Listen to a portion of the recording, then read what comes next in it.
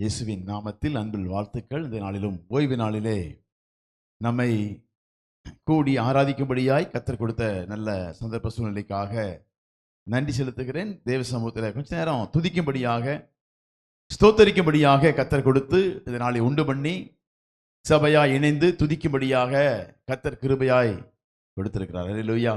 எத்தனை பேர் சந்தோஷமா கர்த்தரை துதிச்சிங்க? அல்லேலூயா. உண்மையாகவே நல்ல சந்தோஷமா ஆண்டவரை கொஞ்ச நேரம் என்ன பண்ணேன், சந்தோஷமா துதிச்சேன், சந்தோஷமா பாடினேன், என்னை மறந்து நான் ஆராதிச்சேன் அப்படின்னு சொன்னீங்கன்னா உண்மையாகவே நீங்கள்லாம் பாக்கியவான்கள். அல்லேலூயா. என்னதான் வந்தாலும் சரி, என் ஆண்டவரை ஆராதிப்பதை எந்த ஒரு தடையும் இல்லாதபடி அவன் நம்மை உதவி செய்கிறவர், தடையில்லாதபடி ஆராதிக்க கிருபை தருகிறவர். அல்லேலூயா. அந்த பிள்ளைகளுக்கு தான் கர்த்தர் என்ன பண்ணுவார்னா, ஒவ்வொரு நாளும் பாதுகாத்து, ஒவ்வொரு நாளும் பராமரித்து, ஒவ்வொரு நாளும் அந்த பிள்ளைகளுக்கு தேவையான எல்லாவற்றையும் அவர் சந்தித்து நம்மை நன்மையாய் நிரப்பி நடத்துகிற தெய்வம் அவர். அல்லேலூயா. ஏன்னா சொன்னார், வரும்போது ஆறாவது நேரத்தில் சில வார்த்தைகளை கேட்டோம். இதுவரை என்ன பண்ணிருக்க, நம்ம ஜீவனோடு கூட வைத்து, சுகத்தோடு கூட, பலத்தோடு கூட எல்லாம் பாதுகாத்து பராமரித்து வழிநடத்தி வந்தார். அப்படித்தானே? ஆமாம். எதற்காக ஆண்டவர் அப்படி நமக்கு பாதுகாக்கணும்? எதற்காக கர்த்தர் நம்மை ஜீவனோடு கூட, சுகத்தோடு கூட, பலத்தோடு கூட எல்லா ஆபத்துக்கும் விலக்கி பாதுகாக்க வேண்டும்?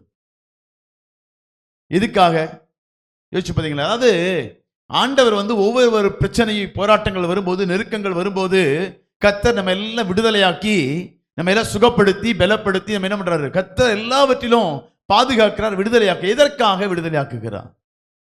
எதற்காக கர்த்தர் நமக்கு ஜீவனோடு கூட வைத்திருக்கிறார்? எதற்காக கர்த்தரை நம்ம ஆராதித்துக் கொண்டிருக்கிறோம்? எதற்காக அப்படின்னு கேள்வி போட்டு பாருங்களேன். எதற்காக அவர் சித்தத்தை செய்ய அப்படின்னு சொல்றாங்க. எதற்காக நம்முடைய வாழ்க்கையில இப்படிப்பட்ட காரியங்கள் ஒவ்வொரு நாளும் பாதுகாக்க? அப்படித்தானே? ஒவ்வொரு நாளும் ஒவ்வொரு நொடி பொழுதும் என்ன பண்றாரு? கர்த்தர் நம்மை பாதுகாக்கிறார், பராமரிக்கிறார். எதற்காக அப்படின்னா, ஒரு வசனத்தை வாசிக்கலாம். மத்தேயு எழுதின சுவிசேஷத்துல 25வது வசனத்துல, அதிகாரத்திலிருந்து 21வது வசனத்தை வாசிக்கலாமா? 25, 21. அவனுடைய எஜமான் அவனை நோக்கி நல்லது உத்தமமும் உண்மையுமுள்ள ஊழியக்காரனே, உண்மையுமுள்ள ஊழியக்காரனே, கொஞ்சத்திலே உண்மையாயிருந்தாய், அநேகத்தின் மேல் உன்னை அதிகாரியாக வைப்பேன் என்று சொல்லி வைப்பேன். எஜமானுடைய சந்தோஷத்திற்குள் பிரவேசி என்றான். உன் எஜமானுடைய சந்தோஷத்துக்குள் பிரவேசி. அப்ப எதற்காய் கர்த்தர் உங்களையும் என்னையும் ஜீவனோடு கூட பாதுகாத்து, பலத்தோடு கூட, சுகத்தோடு கூட வைத்திருக்கிறார் சொன்னா, உண்மையும் உத்தமும் உள்ள ஊழியக்காரனே, கொஞ்சத்தில் நீ உண்மையாயிருந்தாய். அல்லேலூயா. உண்மையாய் இருக்கக்கூடிய ஒவ்வொரு பிள்ளைகளையும் உருவாக்க வேண்டும் என்று சொல்லித்தான் கர்த்தர் எல்லாவற்றிலும் நம்மை பாதுகாக்கிறார், பராமரிக்கிறார். ஒருவேளை நம்முடைய மரணமா இருக்கலாம், அல்லது ஆண்டவர் வருகையா இருக்கலாம். ஆண்டவர் சொல்லி நம்மளை கூப்பிட, உண்மையும் உத்தமும் உள்ள ஊழியக்காரனே, நீ கொஞ்சத்தில் உண்மையாயிருந்தால், அதனால எஜமானுடைய சந்தோஷத்துக்குள், ஆமா, அவருடைய சந்தோஷத்துக்குள்ள பிரவேசிக்கிறதுனா என்ன? அவருடைய சந்தோஷத்துக்குள்ள எதுக்காய் அவர் சந்தோஷம்னா என்ன? அப்ப உண்மையும் உத்தமமாய் நடப்பதுதான் அவருடைய சந்தோஷம். அல்லேலூயா. எஜமானுடைய சந்தோஷத்துக்குள் பிரவேசிக்கும்படியாகத்தான் கர்த்தர் ஒவ்வொரு நாளும் ஒவ்வொரு பிள்ளைகளுக்கும் என்ன கொடுக்கிறாராம்? கிருபையும் பாதுகாப்பும் பராமரிப்பும், இக்கட்டிலிருந்து எல்லாம் விடுதலையாக்கி நம்ம எல்லாம் ஜீவனோடு கூட வைப்பதற்கு ஒரு நோக்கம் உண்டு. என்னது? எஜமானுடைய சந்தோஷத்துக்குள் பிரவேசிக்க வேண்டும். எஜமானுடைய சந்தோஷத்துக்குள் பிரவேசிக்கும்படியாக உங்களை என்ன பண்றாரு? உண்மையும் உத்தமமாய் வாடும்படியாக இந்த பூமியிலே தெரிந்து கொண்டு வேறுபடுத்தி வைத்திருக்கிறார். அல்லேலூயா. அப்ப உண்மையாய் உத்தமமாய் உழைக்க நாம் சரியா இருக்கிறோமா? நம்ம ஆராய்ச்சி பார்க்கணும். இந்த நாளிலே நம்ம யோசிச்சு பார்க்க, சிந்திச்சு பார்க்கணும். கர்த்தர் எதிர்பார்த்திருக்கிற உண்மை, கர்த்தர் எதிர்பார்த்திருக்கிற உத்தமம், கர்த்தர் எதிர்பார்த்திருக்கிற காரியங்கள் நமக்குள்ள இருக்கு. அவர் சொல்லி கூப்பிட முடியுமா? இன்னைக்கு நம்மளை பார்த்து சொன்னா, உண்மையும் உத்தமம் உள்ள அதாவது நீங்க ஊழிய முடிச்சுட்டு வந்தா கூப்பிடுற வார்த்தையல்ல இது. அவன் தன்னுடைய எஜமான் தன் வேலைக்காரனை பார்த்து சொன்ன வேலை. அவன் என்ன பண்ணானா, அந்த வசனத்தை வாசிக்கலாமே, 20 வசனம் வாசிக்கல. 25, 20. அப்பொழுது 5 தாளந்தை வாங்கினவன் வேறு 5 தாளந்தை கொண்டு வந்து, ஆண்டவனே 5 தாளந்தை என்னிடத்தில் ஒப்புவித்தீரே, அவைகளை கொண்டு ஆ. இதோ வேறு 5 தாளந்தை சம்பாதித்தேன் என்றான். ஆமா, உண்மையும் உத்தம். அதாவது ஊழியக்காரன் வந்து சில பொறுப்புகளை, சில தாளந்துகளை, சில கிருபைகளை, சில பொறுப்பை அவனுக்கு கொடுத்தான். அந்த பொறுப்பிலிருந்து அவன் உண்மையும் உத்தமமாய் எஜமானுக்கு பிரியமாய் அவன் வேலை செய்து சம்பாதித்து அவன் சொன்ன காரியத்தில் திருப்பி கொடுத்ததுனால அந்த எஜமான் அவனை பார்த்து உண்மையும் உத்தமம் உள்ள ஊழியக்காரனே என்று சொல்லி என்னுடைய சந்தோஷத்துக்குள் பெரிய என்னுடைய சந்தோஷம் என்னன்னா, நீ உண்மையா இருக்கிறாயா இல்லையா, நீ அநியாயமா இருக்கிறியா இல்ல உண்மையா இருக்கிறியா அப்படிங்கிறத பார்க்கறத அவருடைய விருப்பம். அவருடைய சந்தோஷம் என்னன்னா, உண்மையா இருக்க வேண்டும் என்று சொல்லித்தான் எஜமான் விரும்புகிறார். அந்த உண்மைக்கு நீங்க உத்தமத்துக்கு உண்மையாய் நீங்க இருக்க ஆரம்பிச்சீங்கன்னா உங்க வாழ்க்கையில அதை கர்த்தர் ஆசீர்வதிக்கிறவராய் இருக்கு, அதை என்ன அங்கீகரிக்கிறவராய் இருக்கிறார். அந்த சந்தோஷத்தின் நிறைவான அந்த பலனை உங்களுக்கு கொடுக்கும்படியாய் அது சொன்ன பாருங்க. ஒப்புவித்தாரே, அப்பொழுது 5 தாளந்து உள்ளவன் என்ன அவஸ்தான் ஒப்புவித்தேரே, அவைகளை கொண்டு இதோ வேறு 5 தாளந்தை சம்பாதித்தேன் என்றான். அப்ப அடுத்த வசனம், அவனுடைய எஜமான் அவனை நோக்கி, அந்த ஒப்புவிக்கும் போது உண்மையை உத்தமமாய் அவன் வேலை செய்து தன்னுடைய பொறுப்புகளை நிறைவேற்றின போது அந்த எஜமான் சொல்றான், அவனுடைய எஜமான் அவனை நோக்கி, நல்லது உத்தமமும் உண்மையும் உள்ள ஊழியக்காரனே, நல்லது உத்தமமும் உண்மையும் உள்ள ஊழியக்காரனே, கொஞ்சத்திலே உண்மையாய் இருந்தாய், கொஞ்சத்திலே உண்மையாய் இருந்தாய். என்ன வருதுன்னா, கொஞ்சத்துல கொடுத்த 5 தாளந்துல கொடுத்த 5 கொஞ்சம் வேலைகளிலே, கொஞ்சம் வருமானங்களிலே, கொஞ்சம் காரியத்திலே உண்மையா இருந்தாய். அநேகத்தின் மேல் உன்னை அதிகாரியாக, அநேகத்தின் மேல் உன்னை, ஆமா, அதேகத்தின் மேல் அதிகாரியா எப்ப மாற்ற முடியும், எப்ப அவரால் வேற காரியத்தை கொடுக்க முடியும்? அப்ப கொஞ்சமாய் கொடுத்திருக்கிற காரியத்திலே நீங்கள் உண்மையாய் செய்வீர்கள் என்று சொன்னா, கர்த்தருக்கு பயந்து நீங்கள் செய்வீர்கள் என்று சொன்னா, இருக்கக்கூடிய அந்த கொஞ்ச காலத்திலே, கொஞ்ச நேரத்துல, கொஞ்ச பணத்துல, கொஞ்ச வேலையில, எல்லாவற்றிலும் நீங்கள் உண்மையாய் செய்ய ஆரம்பிச்சீங்கன்னா கர்த்தர் அந்த கையின் பிரயாசங்களை ஆசீர்வதிக்கிற தெய்வமாய் இருக்கிறார். அல்லேலூயா. கொஞ்சமா கொடுத்திருக்காரா, அதுல நீங்க உண்மையா இருங்க. கொஞ்சமா கொடுத்திருக்காரா, அதுல நீங்க உத்தமமா இருங்க. ஆண்டவர் அதான் ஆசீர்வதிப்பது அவருக்கு பிரியமான காரியம்தான், கொடுப்பது அவருக்கு சித்தமான காரியம்தான். ஆனா கொடுக்கப்பட்ட நேரத்துல, கொடுக்கப்பட்ட காலத்திலே, கொடுக்கப்பட்ட வேலைகளிலே, கொடுக்கப்பட்ட சபையிலே, கொடுக்கப்பட்ட பொறுப்புகளிலே, கொடுக்கப்பட்ட வேலைகளிலே நீங்கள் உண்மையா இருக்கிறீர்களா? அதற்கான பலன் தான் உங்க வாழ்க்கையில ஆசீர்வாதமா வரும். ஐயோ, என் வேலை போயிடுச்சுன்னு சொல்ல மாட்டீங்க, என்ன ப்ரமோஷன் கிடைச்சிருச்சு, இதை விட நல்ல வேலை எனக்கு கிடைச்சிருச்சு. கர்த்தர் எப்படி நடத்துவார்னா, கொஞ்சத்திலே நீங்க உண்மையாய் இருக்கத்தான் கர்த்தர் அநேகத்தின் மேலே அதிகாரியாய் கர்த்தர் வைப்பார். அல்லேலூயா. நம்ம இங்கெல்லாம் வரும்போது மட்டும்தான் பக்தி பரவசத்தோடு கூட கர்த்தருக்கு பிரியமாய் அப்படியே பிழிச்சு என்ன வேணும், பக்தியில என்ன வேணும், அந்த இல்லை இந்த இல்லை நான் தாங்கிற மாதிரி நடந்துக்குவோம். வெளியே போயிட்டா நம்முடைய உண்மை எப்படி இருக்கிறது? நம்முடைய உத்தம ஆண்டவர் பார்த்து இந்த வார்த்தை சொல்ல முடியுமா? உண்மையும் உத்தமம் உள்ள ஊழியக்காரனே என்று சொல்லி நம்மளை சொல்ல முடியுமா? நடக்க முடியுமா? எதிலெல்லாம் கர்த்தர் உண்மையை எதிர்பார்க்கிறார்? நம்ம காரியங்கள் இங்க சர்ச்சு ஆலயத்துக்கு வரும்போது, ஆண்டவரை ஆராதிக்கும் போது, வீட்டுக்கு வரும்போது சில வேளைகளிலே நம்முடைய உண்மையும் எல்லாம் காணப்படுகிறது.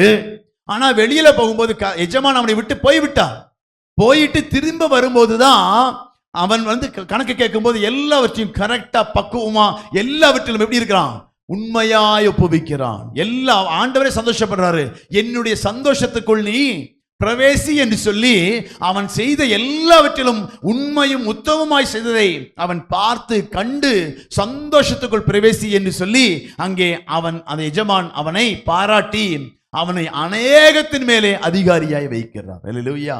அப்ப உண்மையுள்ள அந்த இருதயத்தை நடப்பிக்கிறதுக்கு கர்த்தர் கூடவே இருந்து நம்மை பழக்கி வைத்து உண்மையும் உத்தமம். இது ஒரு சாதாரண வேலை குறித்து சொல்லியிருந்தாலும் ஒவ்வொரு மனுஷனுடைய வாழ்க்கையிலும் முடிவில் நீங்க கொண்டு போக வேண்டிய ஒரே ஒரு பொருள் உண்மையும் உத்தமமாய் இருக்கிற ஒரு ஊழியக்காரனை கர்த்தர் எதிர்பார்க்கிறார். அல்லேலூயா.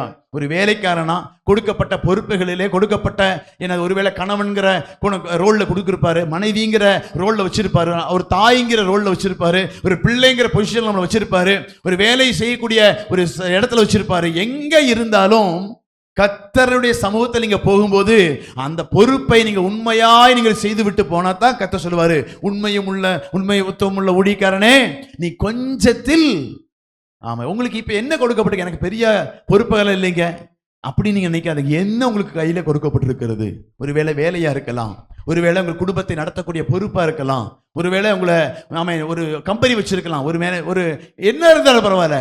அந்த கொடுக்கப்பட்ட வேலைகளிலே நீங்கள் உண்மையா இருந்தீங்கன்னா கர்த்தர் உங்களை வேலைகளை பார்த்து, உங்களுடைய குடும்பத்தின் சூழ்நிலைகளை பார்த்து, நீங்க நடந்து கொள்ளுகிற விதத்தை பார்த்து தான் அவன் குற்றப்படுத்துற இவன் அதெல்லாம் நீங்க நினைக்கவே செய்ய. நீங்க எப்படி இருக்கிறீங்க? நீங்க என்னதான் பண்ணாலும் எங்க மாமியார் குத்தம் சொல்றாங்க, மருமக குத்தம் சொல்றாங்க, எங்க அப்பா குத்தம் சொல்றாரு, எங்க அம்மா குத்தம், அதெல்லாம் நீங்க பார்க்காதீங்க. கர்த்தருடைய பார்வையிலே நீங்க எப்படி இருக்கிறீங்க? நீங்க செய்யக்கூடிய வேலையிலே நீங்க எப்படி இருக்கிறீங்க? கர்த்தர் பார்க்கும்போது அவர் சொல்லணும், உண்மையும் உத்தமும் உள்ள ஊழியக்காரனே, கொஞ்சத்தில் உண்மையாயிருந்தாய், அநேகத்தின் மேல் உன்னை அதிகாரியாக வைப்பேன். இந்த உண்மையும் உத்தமமும் எப்படி நம்ம வாழ்க்கையிலே செயல்படுகிறது என்று சொன்னா, இதுக்கு அடிப்படை ஆரம்பமாய் இருக்கிறது என்ன என்று சொன்ன ஒரு வசனத்தை வாசிக்கலாம். 2 நாளாகமம் 19ஆம் அதிகாரத்துல 9வது வசனம் வாசிக்கலாம். 2 நாளாகமம் 19:9 தெரிந்த வசனங்கள் தான். அவர்களுக்கு கட்டளையிட்டதாவது, நீங்கள் கர்த்தருக்கு பயந்து உண்மையோடும் உத்தம இருதயத்தோடும் நடந்து செய்ய வேண்டியது என்னவென்றால் நானாவித 11 வாசிங்க. 11 இதோ ஆசாரியனாகிய அமரியா கர்த்தருக்கு அடுத்த எல்லா நியாயத்திலும் இஸ்மவேலின் குமாரனாகிய செபதியா என்னும் யூதா வம்சத்தின் தலைவன் ராஜாவுக்கு அடுத்த எல்லா நியாயத்திலும் உங்களுக்கு மேலான நியாயாதிபதிகள் லேவியரும் உங்கள் கைக்குள் உத்தியோகஸ்தராய் இருக்கிறார்கள். நீங்கள் திடமனதாய் இருந்து காரியங்களை நடத்துங்கள். உத்தமனுக்கு கர்த்தர் துணை என்றார். அல்லேலூயா. இங்க 9வது வசனம் வாசிச்சோம். என்னவாம்? நீங்கள் கர்த்தருக்கு பயந்து கட்டளை, அதாவது உண்மையோடும் உத்தம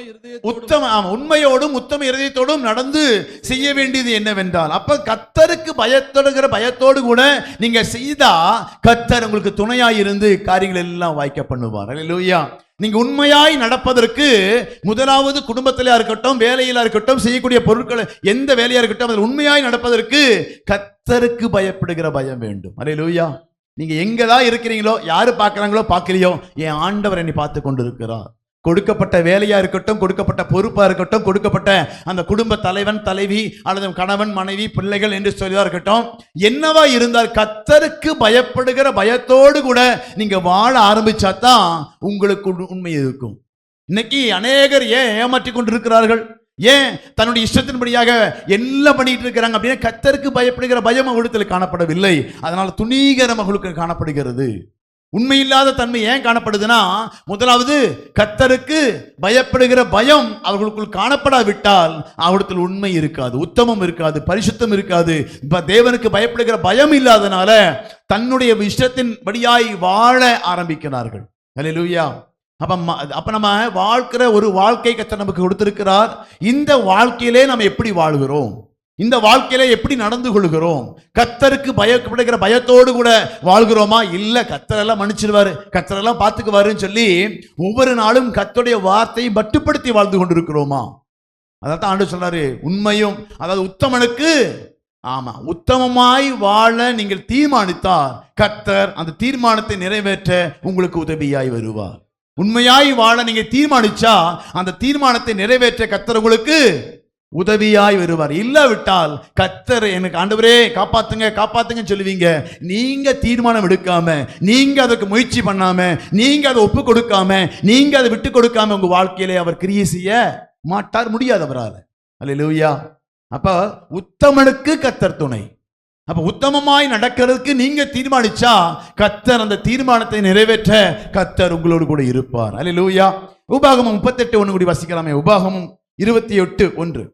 இன்று நான் உனக்கு விதிக்கிற உன் தேவனாகிய கர்த்தருடைய கட்டளைகளின்படி எல்லாம் செய்ய, இன்று நான் உனக்கு விதிக்கிற உன் தேவனாகிய கர்த்தருடைய கட்டளைகளின்படி எல்லாம் செய்ய நீ கவனமாய் இருக்கும்படிக்கு அவர் சத்தத்திற்கு உண்மையாய் செவி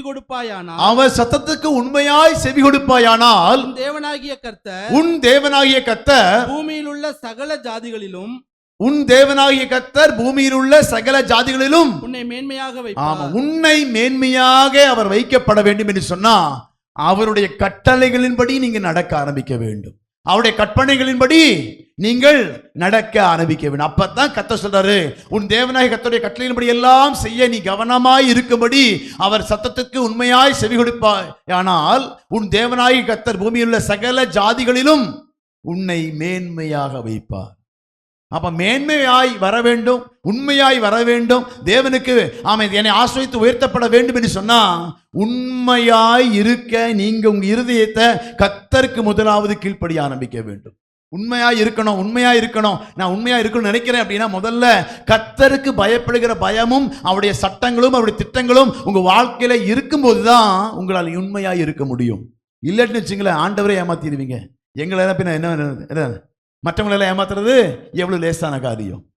ஆண்டவர் எல்லாம் தான் சொல்றாரு. கர்த்தர் லாஸ்ட் நாள் என்ன சொல்லுவாரு, அவர் ஏமாத்திட்டு வாழ்ந்துடலாம், உலகத்தை ஏமாத்திட்டு அப்பா அம்மாவை ஏமாத்திட்டு அல்லது கணவனை மனைவி ஏமாத்திட்டு வாழ்ந்துடலாம். ஆனா கர்த்தர் கடைசி நாட்களில் சொல்ல, உண்மையும் உத்தமமான ஊழியக்காரனே என் சந்தோஷத்துக்குள் பிரவேசி என்று அவர் சொல்ல வேண்டும் என்று சொன்னா நம்ம கொடுக்கப்பட்ட இந்த உண்மையான கர்த்தரை சேவிக்கிற காரியத்தில் நீங்க முதலாவது உண்மையாய் இருக்க வேண்டும். முதலாவது கர்த்தருடைய கற்பனையின்படி வாழவும் அவருக்கு பிரியமாய் வாழ்வேன் என்று சொல்லி நீங்க தீர்மானிச்சா மட்டும்தான் உங்க வாழ்க்கையில என்ன வரும், அந்த உண்மை வெளிப்படும். கர்த்தர் உதவி செய்வார். நீங்க உண்மையாய் வாழ்வதற்கு, உத்தமமாய் வாழ்வதற்கு கர்த்தர், உத்தமனுக்கு கர்த்தர் துணையாய் கர்த்தர் வருவார். கர்த்தர் எப்ப உத்தம துணையாய் வருவார்னா நீங்க முதலாவது தேவனுக்கு கீழ்ப்படிய, தேவனுக்கு பயப்பட, நீங்க செய்யக்கூடிய காரியத்தில் எல்லாம் தேவனை மகிமைப்படுத்த ஆரம்பிச்சீங்கன்னா கர்த்தர் கூடவே இருந்து காரியங்கள் எல்லாம் வாய்க்க பண்ணுவார். அல்லேலூயா. ஒரு வசனத்தை வாசிக்கலாமா? ஆதியாகமத்தின் புஸ்தகத்துல 39:23 வாசிங்களேன். 39ஆம் அதிகாரத்துல 37:2 வாசிங்களேன். 37:2 யாக்கோபுடைய சன்னதியின் வரலாறு. யோசேப்பு 17 வயதிலே தன் சகோதரனுடனே ஆடுகளை மேய்த்துக் கொண்டிருந்தான். அந்த இளைஞன் பில்கால் சில்பால் என்னும் தன் தகப்பனுடைய மறுமனையாட்டிகளின் குமாரரோட இருந்து அவருடைய துன்மார்க்கத்தை தன் தகப்பனுக்கு சொல்லி வருவான். தன் துன்மார்க்கத்தை தகப்பனுக்கு யோசேப்பை குறித்து அங்க பார்க்கிறோம். அவன் எப்படிப்பட்டவனா இருந்தானா? துன்மார்க்கத்துக்கு எதிர்த்து தன் சிறு வயதிலேயே அவன் எப்படிப்பட்டவனா இருந்தான்? அவன்தான் விளையும் பயிர் முளையிலே தெரியும் சொல்லுவாங்கல்ல, அது மாதிரி யோசேப்பு தன்னுடைய சின்ன வயசுல அவன் எப்படி வாழ்ந்தான்னா துர்மார்க்கத்தை தகப்பனுக்கு அறிவிக்கிறவனாய் காணப்பட்டான். துர்மார்க்கமாய் அவன் வாழ மாட்டான். இரண்டாவது, துர்மார்க்கமாய் வாழக்கூடிய நபர்களை சரிப்படுத்தும்படியா தகப்பனிடத்திலே முறையிடுகிறவனாய், தகப்பனிடத்திலே அவனுக்கு சொல்லி அவரை திருத்தும்படியான முயற்சியை செய்கிறவனாய் யோசேப்பு காணப்பட்டான். அல்லேலூயா. அப்ப உண்மையாய் வாழ தீர்மானிக்கிற ஒவ்வொருடைய மனுஷன் ஆதியாகமத்துல 39:3 வாசிங்களேன். 39:3 கர்த்தர் அவனோட இருக்கிறார் என்றும் அவன் செய்கிற யாவையும் கர்த்தர் வாய்க்க பண்ணுகிறார் என்றும் அவன் எஜமான் கண்டு யோசேப்பின் இடத்தில் தயவு வைத்து அவனை தனக்கு ஊழியக்காரனும் தன் வீட்டுக்கு விசாரணைக்காரனுமாக்கி தனக்கு உண்டான யாவற்றையும் அவன் கையில் ஒப்புவித்தான். யோசேப்பின் கையில அவன் எஜமான் எல்லாவற்றையும் ஒப்புவிக்கிறான். எதுக்கு? அவன் தேவனுக்கு பயப்படுகிற பயம் உள்ளவன் என்று சொல்லி கண்டு அவனிடத்துல எல்லா பொறுப்பு, அதாவது தன்னை தேவனுக்கு ஒப்பு கொடுத்தவன் தன் வேலையும் தேவனுக்கு பயபக்தியோடு செய்வான். அல்லேலூயா. முதலாவது தேவனுக்கு பயப்படுகிற பயம் உங்களுக்கு காணப்பட்டா நீங்க செய்கிற எல்லாம் தேவனுக்கு பயத்தோடு தான் செய்வீங்க. அல்ல, அதான் முதல் கோணல், முற்றிலும் கோணல் சொன்னாங்கல்ல, அது மாதிரி நீங்க செய்யக்கூடிய வேலையா இருக்கட்டும், நீங்க செய்யக்கூடிய என்ன காரியமா இருக்கட்டும், உண்மை இல்லாம போறதுக்கு காரணம் நீங்க கர்த்தருக்கு பயப்படுகிறீர்களா இல்லையா என்பதை நீங்க செய்கிற வேலையும் நீங்க செய்யக்கூடிய தொழில்களும் நீங்க செய்யக்கூடிய காரியங்களும் தெரிவிக்கும். அப்ப கர்த்தருக்கு அத முதல் கோணல், முதலாவது தேவனுடைய ராஜ்யத்தையும் அவருடைய நீதி, அவருக்கு பயப்படுகிற பயம் உங்களுக்கு காணப்பட்டா நீங்க செய்கிற வேலை உண்மையாய் செய்வீங்க. அதனால்தான் யோசேப்பு தன் 17 வயதிலே தேவனுக்கு தன் துன்மார்க்கத்தினாய் நடந்த தன் சகோதரி குறித்து யாருக்கு? தன் தகப்பனுக்கு அறிவித்தானாம்.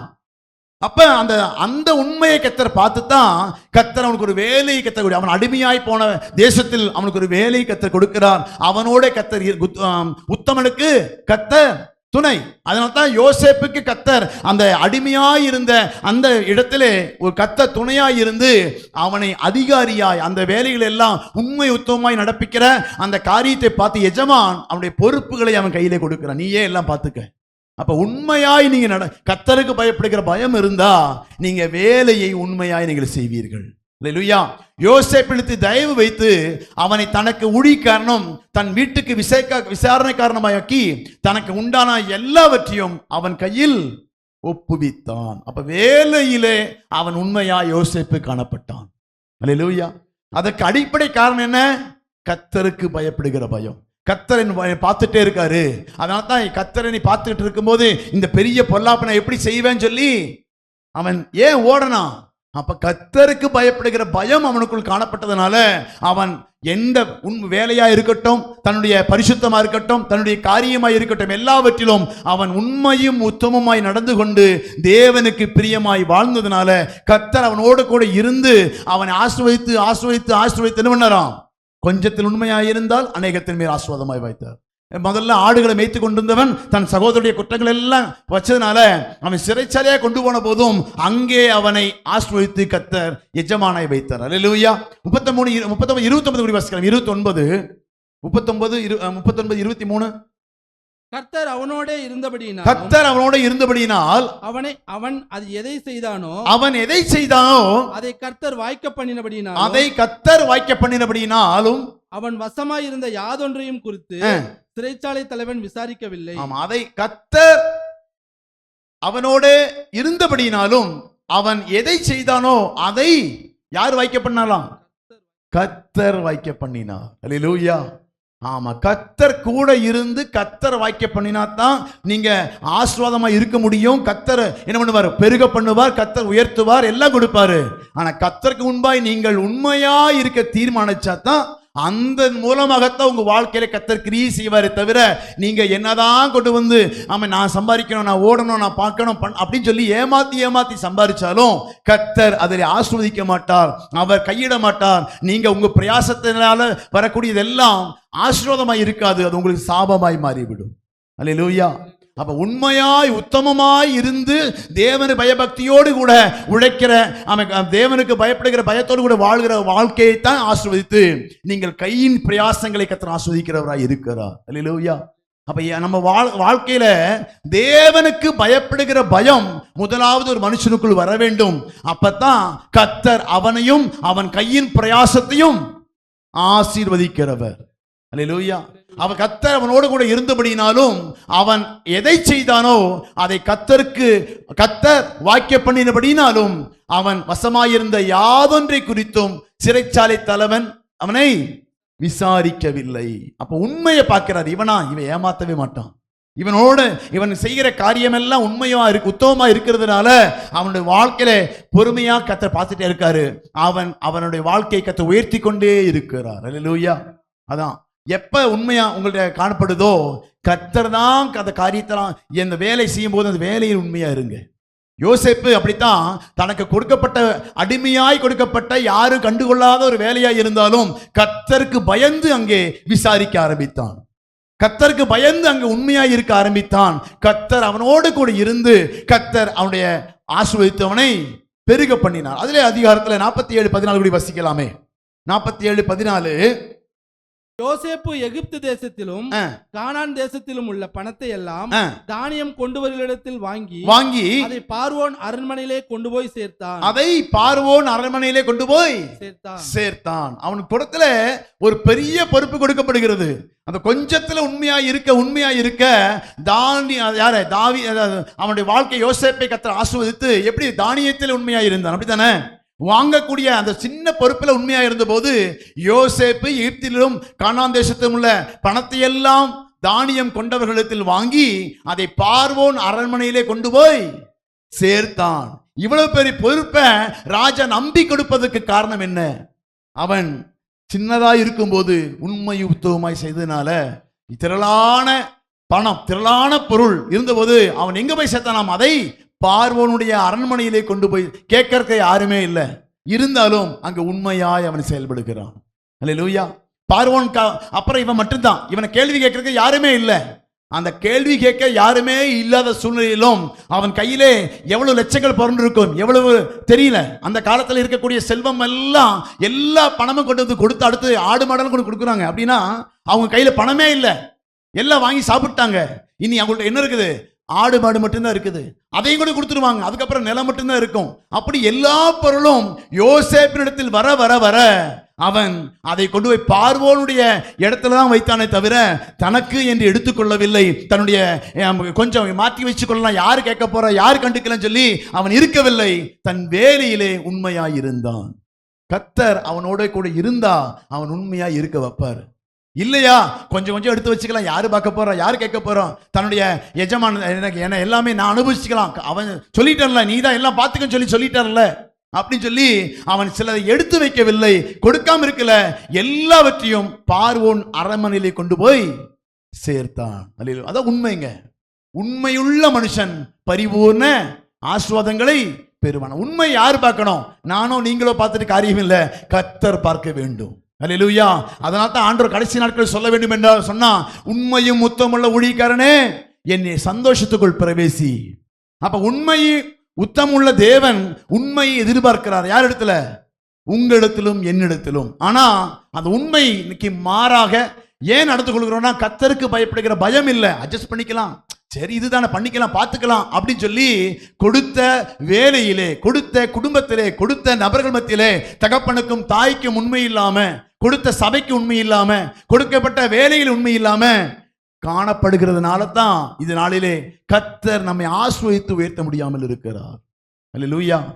உண்மையுள்ள மனுஷன் பரிபூர்ண ஆசீர்வாதங்கள். வசனம் பொய்யா போகாது.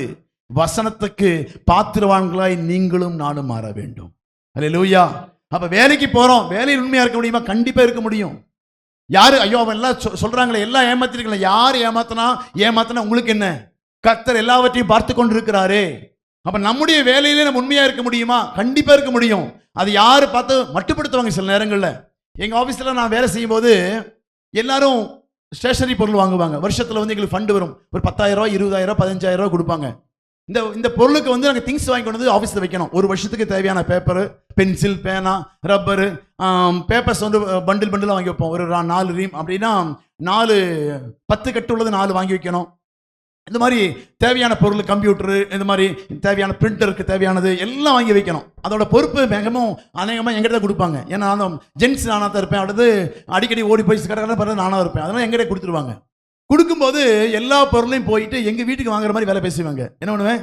எல்லாம் எங்கள் வீட்டுக்கு வாங்குற மாதிரி வேலை பேசி குறைச்சிட்டு அந்த பில்லை வாங்கி உடனே பண்ணணும், கொடுத்து அதை பண்ணுவோம். அப்போ எங்கள் ஆஃபீஸ்லேயே வரணும், அங்கே பார்ப்பாங்க, என்னடா இப்படியே நீங்கள் பார்க்குறீங்க, கூட அழைச்சி கூட்டி போகணும்ல. அவர் சொல்லுவார், ஏன் நீங்கள் இப்படி பார்க்குறீங்க, ஏன் நீங்கள் இப்படி பண்ணுறீங்க? அது எல்லாரும் அவன் கேட்பான், சார் பில்லு எப்படி சார் போடணும் அப்படிம்பான். ஏன்னா 50 ரூபா பொருள் 75 ரூபா போட்டு பில்லு வாங்கலாம், ஒன்றும் பிரச்சனை இல்லை. புரியுதா? மாற்றி கொண்டு வந்துட்டு குறையா வைக்கலாம். ஏன்னா அதுதான் அந்த கடையோட வழக்கம். எல்லாரும் வாங்கும்போது 50 ரூபாய்க்கு வாங்குவாங்க, 75 ரூபாய்க்கு பில்லு வாங்கிட்டு வருவாங்க. 5,000 ரூபாய்க்கு வாங்குவாங்க, 3,000 ரூபாய்க்கு திங்ஸ் வாங்கிட்டு போவாங்க. பில்லு மாத்திரம் 5,000 ரூபாய்க்கு வாங்கிட்டு போயிடுவாங்க. அப்ப இப்படி நிறைய பேர் செய்யறதுனால அந்த கடைக்காரருக்கு, சார் எப்படி சார் பில்லு போடணும்? அப்ப அவங்கள்ட்ட நான் பேசி பார்கெயின் பண்ணி எப்படி நான் குறைச்சு வாங்குவோனோ வாங்கி அதை கொண்டு போய் எடுத்து உண்மையா வச்சுட்டு யார் எடுக்காம பார்த்துக்கும். எல்லாம் ஸ்டாக் என்ட்ரி பண்ணி எங்களுக்கு ஒரு பேனா ஒரு 100 இருக்குன்னு வச்சுங்களேன், யூஸ்டு அப்படின்னு எழுதி முடிஞ்சிருச்சு. என்னது கணக்கு வந்த கணக்கு அப்படி போயிடும். அங்கே உள்ளவர் வைக்க வேண்டிய தேவையே இல்லை. 100 பேனா உள்ள வந்த மாதிரி என்ட்ரி பண்ணி எல்லாம் யூஸ் பண்ணியாச்சுன்னு எழுதி சைன் பண்ணிட்டா என்னாச்சு, எல்லாம் யூஸ் பண்ணி முடிச்சிட்டாங்க அப்படின்னு நினச்சிக்குவாங்க. யாரும் செக் பண்ண போறது இல்லை, யாரும் பார்க்கறதுக்கு இல்லை. ஆனால் உண்மையா இருக்க ஆரம்பிக்கணும். அல்லேலூயா. தொழிலா இருக்கட்டும், பேப்பரா இருக்கட்டும், பேனாவா இருக்கட்டும், எந்த காரியமா இருக்கட்டும், உண்மையா இருந்தா மட்டும்தான் கர்த்தர் அந்த உண்மையை பார்த்து அதை ஆசீர்வதித்து உயர்த்துகிற தெய்வமா இருக்கிறாரே தவிர நாம் என்ன வேணும் யாரும் பார்க்கறதுக்கு இல்லைங்கிறக்கல்ல. கர்த்தருக்கு பயப்புகிற பயம்தான் ஞானத்தின் ஆரம்பம். கர்த்தருக்கு பயத்தோடு கூட நடந்து கொண்டா உண்மையா இருக்க கர்த்தர் உதவி செய்வார். அல்லேலூயா. கர்த்தர் கூடவே இருந்து நம்மை ஆற்றி தேற்றி நடத்துகிற தெய்வம். நம்ம கூட எதுக்கு இருக்கிறாரு? நீ உண்மையிலிருந்து விலகாதபடி பாதுகாக்க, நீங்க உண்மையாய் நடக்கும்போது வரக்கூடிய பிரச்சனைகளையும் போராட்டங்களையும் மேற்கொண்டு நீங்கள் உண்மையிலே தொடர்ந்து நீடித்து வாழும்படியாகத்தான் கர்த்தர் நம்ம கூட இருக்கிறார். ஏன் யோசேப்போடு கர்த்தர் இருந்தாரு? அவனை இன்னும் பரிசுத்தம் உள்ளவனாய் மாற்ற, இன்னும் அவருக்கு பிரியமாய் மாற்ற கர்த்தர் யோசேப்போடு கர்த்தர் இருந்தார். அவன் நடக்க நடக்க நடக்க கர்த்தர் வழிகளை விசாலமாக்கி எங்க போனாலும் உண்மையாய் இருக்கும்படியா உதவி செய்தான். இந்த நாளில கர்த்தர் பேரை சொல்லித்தான் எனக்கு ஏமாத்திட்டு இருக்கிறாங்க நிறைய பேர்.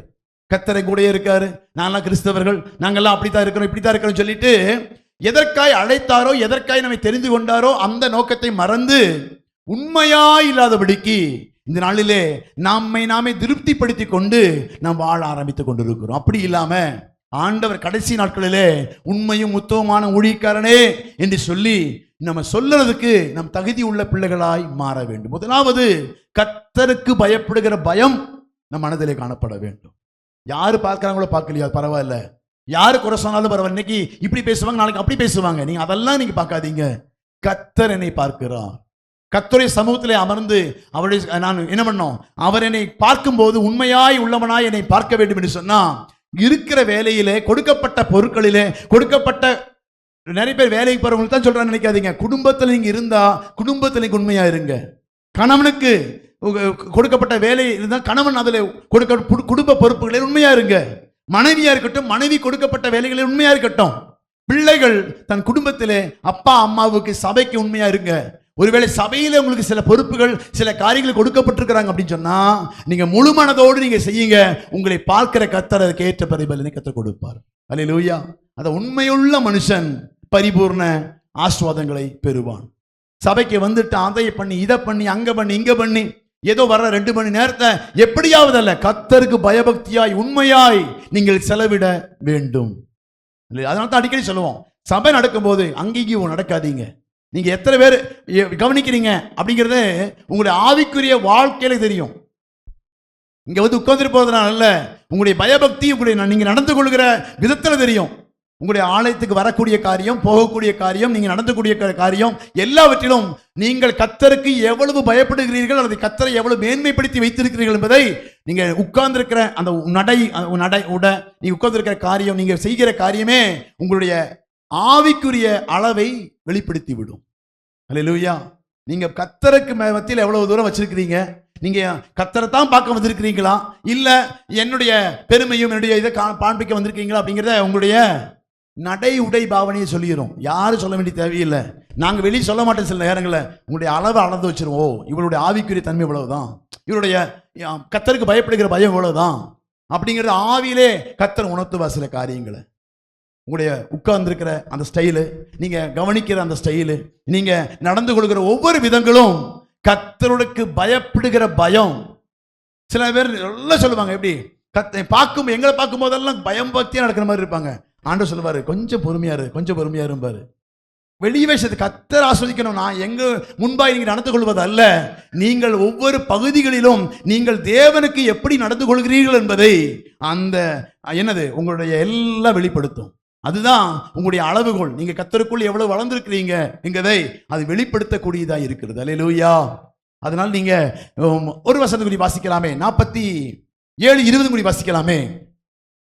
47:20. அப்படியே எகிப்தியர் தங்களுக்கு பஞ்சம் நீடித்தபடியால் அவரவர் தங்கள் வயல் நிலங்களை விற்றார்கள். யோசேப்பு எகிப்து நிலங்கள் யாவையும் பார்வோனுக்காக கொண்டான். இடையில 2 ரெஜிஸ்ட்ரேஷன் நமக்கு வேண்டி, 2 இது நமக்கு வேண்டி நாம மாத்தி எழுதி வைக்க. எல்லா இடத்தையும் எல்லா நிலத்தையும் யாருக்கு வேண்டி கொண்டானாமா? பார்வோனுக்காக. அவன் தன்னுடைய எஜமானுக்காக எல்லா நிலத்தையும் வாங்கி தன் எஜமானுக்கு உண்மையா இருந்தான். அல்லேலூயா. கர்த்தர் பாருங்க, அவனை அப்படியே பெருகி வச்சிருப்பார் அந்த தேசத்துல. அவன் சொல்லாம ஒண்ணு நடக்காத அளவுக்கு கர்த்தர் வைத்ததுக்கு நோக்கம் என்ன செய்யுமா? அந்த 17 வயசுல தொடங்கின அந்த வாழ்க்கை அவன் கடைசி வரையும் கர்த்தர் அவனோடு கூட இருக்க அது உதவியா இருந்தது. அல்லேலூயா. நான் சின்ன வயசுல ஒண்ணுமே இல்லையா அப்படி நினைக்காதீங்க. முதல்ல விசுவாசியா இருக்கும்போது நீங்க எப்படி இருக்கிறீங்களோ அதுதான் உங்க வேலையிலே நீங்க காண்பிப்பீங்க. அந்த வேலையை பார்த்து தான் கர்த்தர் உங்களை ஆசீர்வதித்து உயர்த்தி வருங்காலத்திலே உங்களை என்னது தகுதியுள்ள போஸ்டிங்ல, தகுதியுள்ள பொறுப்புகளிலே, தகுதியுள்ள ஊழியத்தில் கூட நிறுத்துவதற்கு தேவையானது என்ன அப்படின்னா நீங்க ஆரம்பிக்கிற அந்த, அதனால தான் ஃபர்ஸ்ட் வசனமா அதை வாசிச்சேன். ஏன்னா நீங்க உங்களுடைய விளையும் பயிர் மூளையிலேயே தெரியும். நீங்க பயபக்தியோடு கூட சின்ன வயசுல தொடக்கத்துல ஆரம்பத்துல விசுவாசியா அந்த சர்ச்சுக்குள்ள நீங்க வென்றாகும் போது நீங்க எப்படி நடந்துக்கிறீங்களோ அந்த விளைவுதான் உங்க வாழ்க்கையில பிரதிபலனா உங்க வாழ்க்கையில வருமே தவிர உங்களுடைய அதனுடைய அதான் சொல்றேன், நீங்க உங்களுடைய ஆதி நாட்களில் நீங்க நடந்துக்கிற விதம் தான் உங்களுடைய ஆவிக்குரிய முதிர்ச்சியில ஆவிக்குரிய அடுத்த நிலைகளுக்கு நேராய் கொண்டு வந்து சேர்க்குமே தவிர அதுக்கு வேற எதுவுமே நீங்க செய்ய முடியாது. அல்லேலூயா. அவன் வர வர வர அது உண்மையும் முத்தமாய் நடந்து கொள்வதற்கு காரணம் என்ன அப்படின்னா, கர்த்தர் அவனோடு கூட இருக்கு. கர்த்தருக்கு பயப்படுகிற பயம். அதான் அடிக்கோடிட்டு சொல்ல விரும்புகிறேன், நீங்க கர்த்தருக்கு பயந்தா கர்த்தர் எல்லாவற்றிலிருந்தும் உங்களை விடுவித்து எல்லாவற்றுக்கும் உண்மை யுத்தமாய் நடத்தி அவர் உன்னதத்திலே கொண்டு வந்து நிறுத்துவதற்கு அவர் போதுமானவராய் இருக்கிறார். அல்லேலூயா. அதனால தான் அவன் சொல்றாரு, யோசேப்பு எகிப்தின் நிலங்களை யாவையும் பார்வோனுக்காக கொண்டான். அல்லேலூயா. நீதிமொழிகள் 22:29 சொல்லுது, வேலையில் உண்மையுள்ளவன் ராஜாக்களுக்கு முன்பாக நிற்பானாமா. வேலையில் உண்மை இருந்தா கொடுக்கப்பட்ட, அதாவது கடவுள்கிட்ட நீங்க உண்மையா இருந்தா நீங்க வேலையில் உண்மையா இருப்பீங்க. நீங்க நிறைய பேர் வேலைக்கு போறவங்க தான், ஆனா என்ன பண்றோம், வேலையில எப்படி இருக்கிறோம் நான் பார்க்க முடியாது எங்கேயும். நீங்க சொல்றதா நாங்க கேட்டு இருக்கிறோம், அப்படித்தானே? நாங்க எங்க ஆபீஸ்ல அப்படித்தாங்க இப்படித்தாங்க நீங்க சொல்லிக்கலாம். ஆனா உங்க மேனேஜரோ உங்க கூட இருக்கிறவங்களோ என்ன சொல்ல பரவாயில்ல, நீங்க உங்க வேலையில நீங்க எப்படி இருக்கிறீங்க? ஒரு நிமிஷம் ஆரஞ்சு. ஆண்டவர் பார்த்தா வாங்குற சம்பளத்துக்கு வாங்குற இதுக்கு அல்லது கொடுக்கிற சம்பளத்துக்கு உண்மையா நீங்க கம்பெனி நான் எவ்வளவுதான் வேலை செய்தாலும் எங்க ஓனர் கொடுக்கவே மாட்டேங்கிறாங்க, அதெல்லாம் நீங்க பார்க்காதீங்க. உயர்த்துகிறவர் கர்த்தர், அதாவது உங்களை அடுத்த நிலைக்கு கொண்டு போகிறவர் கர்த்தர். நீங்க அந்த இடத்துல உண்மையா நீங்க செய்ய ஆரம்பிங்க. இருக்கிற அந்த வேலையை நீங்க உண்மையா செய்ய ஆரம்பிங்க. யார் பார்த்தாலும் சரி, பார்க்க நிறைய பேர் திட்டுவாங்க, நல்லா வேலை செய்தா என்னன்னா உண்மையாகவே கூட இருக்கணும், டே நீ வேலை செய்தா என்னையும் வேலை செய்வாங்க சும்மாறா அப்படின்னு என்ன பண்ணுவாங்க, நிறைய பேர் திட்டுவாங்க. அதை நீங்க பார்க்காதீங்க. நீங்க பயபக்தி, நான் காசு வாங்குறேன் அந்த இதுக்கு நான் உண்மையா வேலை செய்யறேன். அவங்க சொல்லுவாங்க, டே நமக்கு சம்பளத்துக்கு நிறைய இன்னும் கொடுக்கணும்டா, அது பரவாயில்ல இப்ப கொடுக்குறாங்களா, நான் சொல்லி செய்திருக்கேன்டா, அந்த வேலையிலே நீங்க உண்மையா இருங்க. உண்மையுள்ள மனுஷனைத்தான் கர்த்தர் தெரிந்தெடுத்து அவர்கள் எல்லாம் அங்கேயே இருக்கும்போது உங்களை அங்கேயே இருந்து வேற இடத்துக்கு உயர்த்துவார், அல்லது அவங்களுக்கு மேலாக அதிகாரியாய் உங்களை மாற்றுவார். அல்லேலூயா. அந்த உண்மையை கர்த்தர் பார்க்க விரும்புகிறார். அல்லேலூயா. அதனால நாம நினைக்கிறோம் எதுக்காய் உண்மையா இருக்கணும், அவன் தான். அதெல்லாம் நீங்க பார்க்காதீங்க. ஆசிர்வதித்து உயர்த்துகிறவர் கர்த்தர். ஆசிர்வதித்து நம்மை கையின் பிரயாசங்களை வாய்க்க பண்ணுகிறவர் கர்த்தர். நம்மை வாழ்க்கையில பெருக பண்ணுகிறவர் கர்த்தர். அதனால் நீங்க அதை இதையும் யோசிச்சு அதை இதையும் செய்து என்ன பண்ணிட்டு அதாவது வேலையை அசட்டே பண்ணாதீங்க, உண்மையாய் செய்ய ஆரம்பிங்க. அப்பதான் வசனம் சொல்லுது, என்னது, உண்மையுள்ள வேலையில் உண்மையுள்ளவன் ராஜாக்களுக்கு முன்பாக வேலையில் ஜாக்கிரதையாய் இருக்கிறவனை நீ கண்டால் அவன் நீசருக்கு முன்பாக நில்லாமல் ராஜாக்களுக்கு முன்பாக நிற்பான். ஆமா, அதான் நீசருக்கு முன்பாக நிற்காமல் ராஜாக்களுக்கு முன்பாய் நிற்பான். யாத்திராகமம் 18:21 வாசிக்கலாமே. 18:21 யாத்திராகமம் 18:21 ஜனங்கள் எல்லாருக்குள்ளும் தேவனுக்கு பயந்தவர்களும்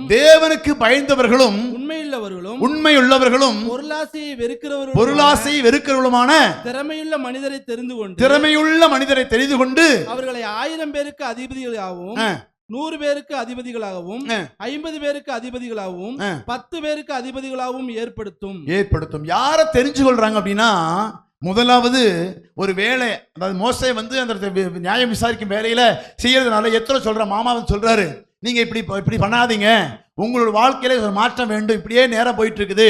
அப்போ நீங்க உண்மையாய் விசாரிக்கக்கூடிய யாரு அப்படின்னா அவங்க கையில் இந்த பொறுப்பு கொடுத்துருங்க. எப்படி தெரிஞ்சு 40 லட்சம் ஜனங்க இருக்கிறாங்க, எப்படி தெரிஞ்சு கொள்றது? முதல்ல பாயிண்ட் சொல்றாரு பாருங்க, தேவனுக்கு எல்லாருக்குள்ளும் தேவனுக்கு பயந்தவர்கள். முதல் குவாலிபிகேஷன் அவன் உண்மையா இருக்கணும் சொன்னா அவன் தேவனுக்கு பயந்தவனா இருக்க வேண்டும். தேவனுக்கு பயந்தான் அவன் உண்மையா காரியத்தை செய்வான். பயப்படலையா எல்லாம் பண்ணுவான்.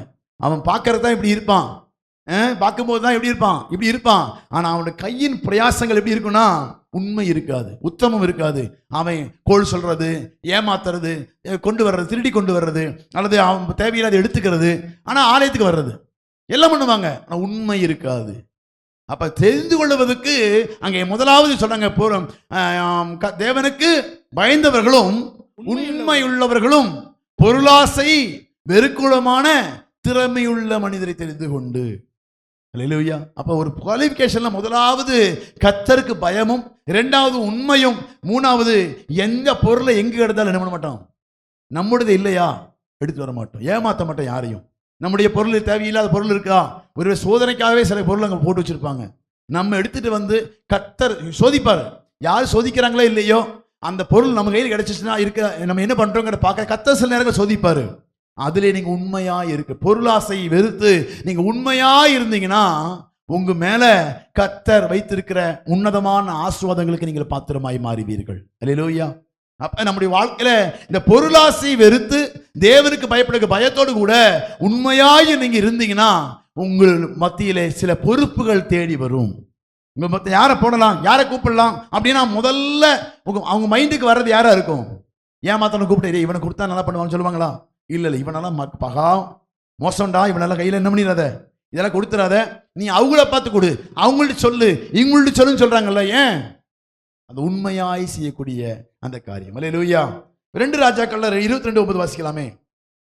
ஆகிலும் அந்த பணத்தை தங்கள் கையில் ஒப்புவித்துக் கொள்ளுகிறவர்களோ காரியத்தை உண்மையாய் நடப்பிக்கிறபடியினால் அவர்களிடத்தில் அதன் கணக்கை கேட்க வேண்டியதில்லை என்று சொல் என்றார். ஆமா, அதுல செய்யக்கூடிய ஆட்கள் உண்மையா செய்தானா உங்களுக்கு கணக்கு மூடி கேட்க மாட்டாங்க. அல்லேலூயா.